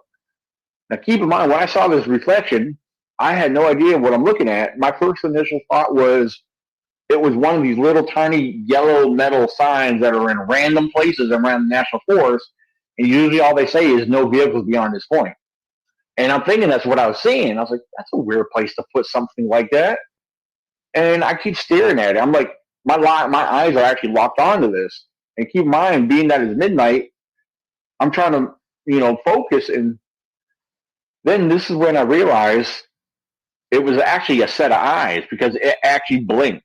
Oh, and when it blinked, I was like, oh. I turned around, I said, Tracy started walking up beside me, and I pointed right at it. And he saw it too. I said, Tracy, what the heck is that? Of course, I used all the language at the time, but then when I saw it was a set of eyes, it was large yellow looking eyes, but it was kind of low. So I'm thinking, I asked him, I said, is that a mountain lion? There's mountain lions in the area. And I'm thinking, the heck is that? We're both looking at it, and then we both see it like kind of zip off and disappear. And then Tracy's like, guys, get up here. We got some eye shine up here. So we kind of get up into that spot. We all group together right there, and we're looking into the woods. And then to the far left, inside the woods, we see that set of eye shine again. Now, keep in mind where we were standing. I didn't realize this right away until I got a better view of the area.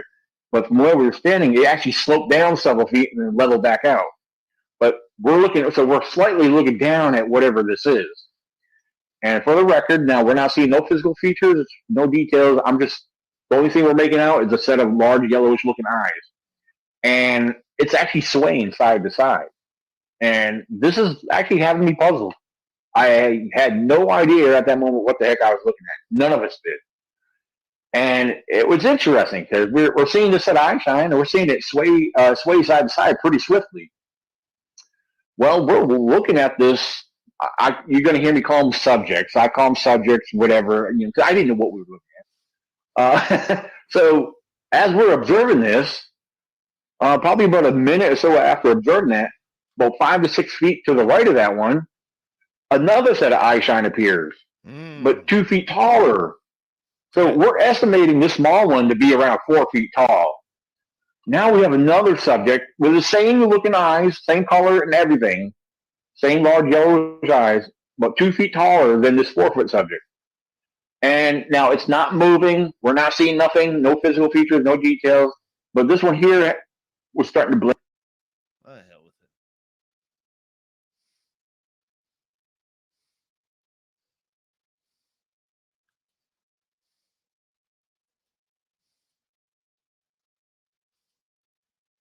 What the hell are you, moron?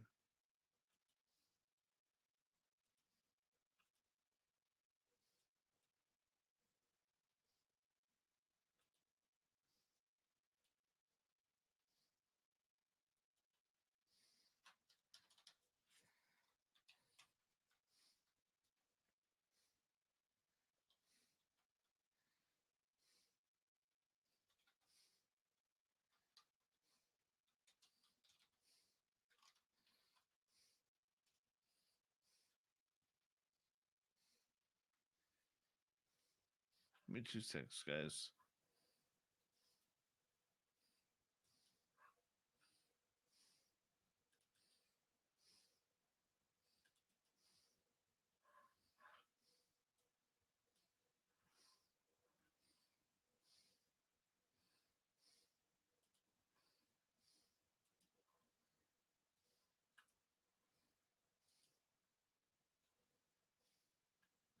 From 3 a.m. to 6 a.m. So tune on in to Spaced Out Radio, where together, my friends, we own the night. And don't forget to follow us at spacedoutradio.com as well as on Twitter at spacedoutradio.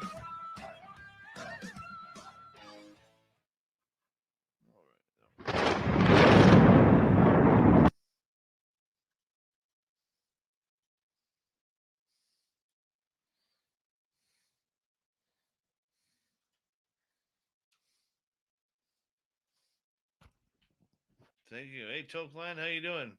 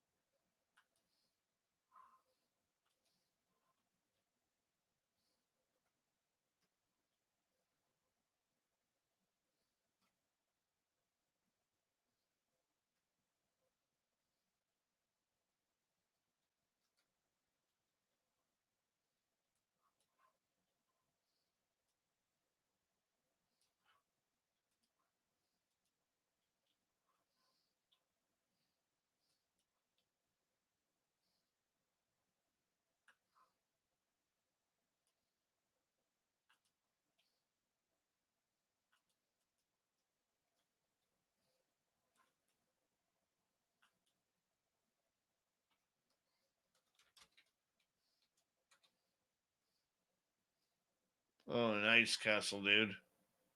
Hi, Thurston Howell the Third.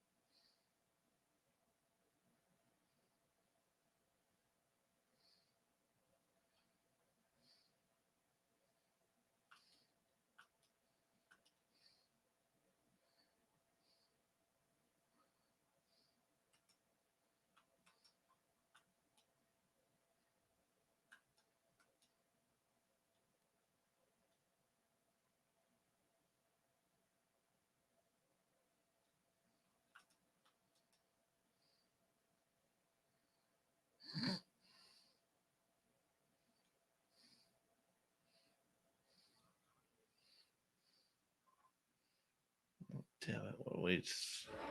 I'll be right back, guys.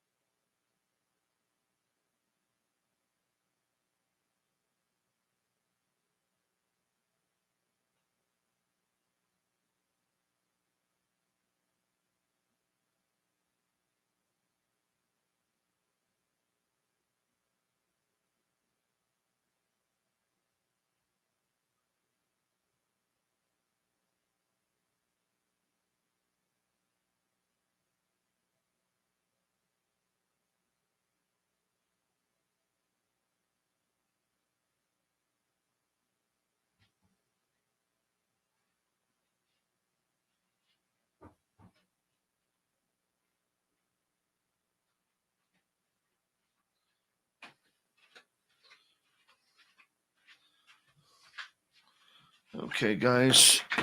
What is happening here? Why is this recording?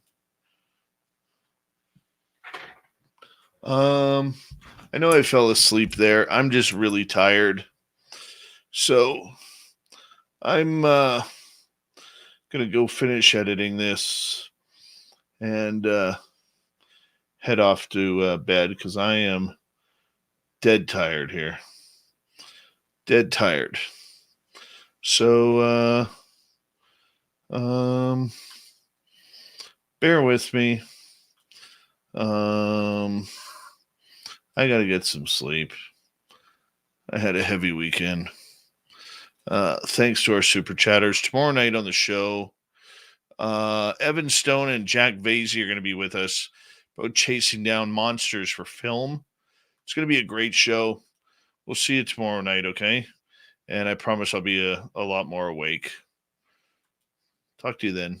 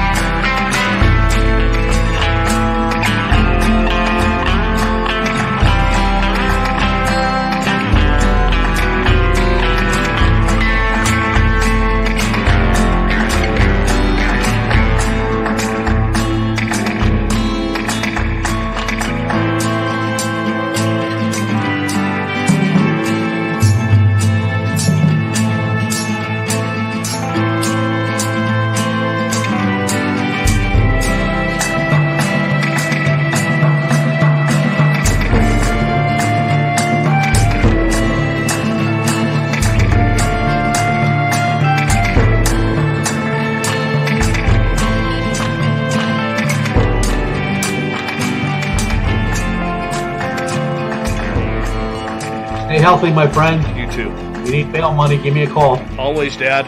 Take care. You too.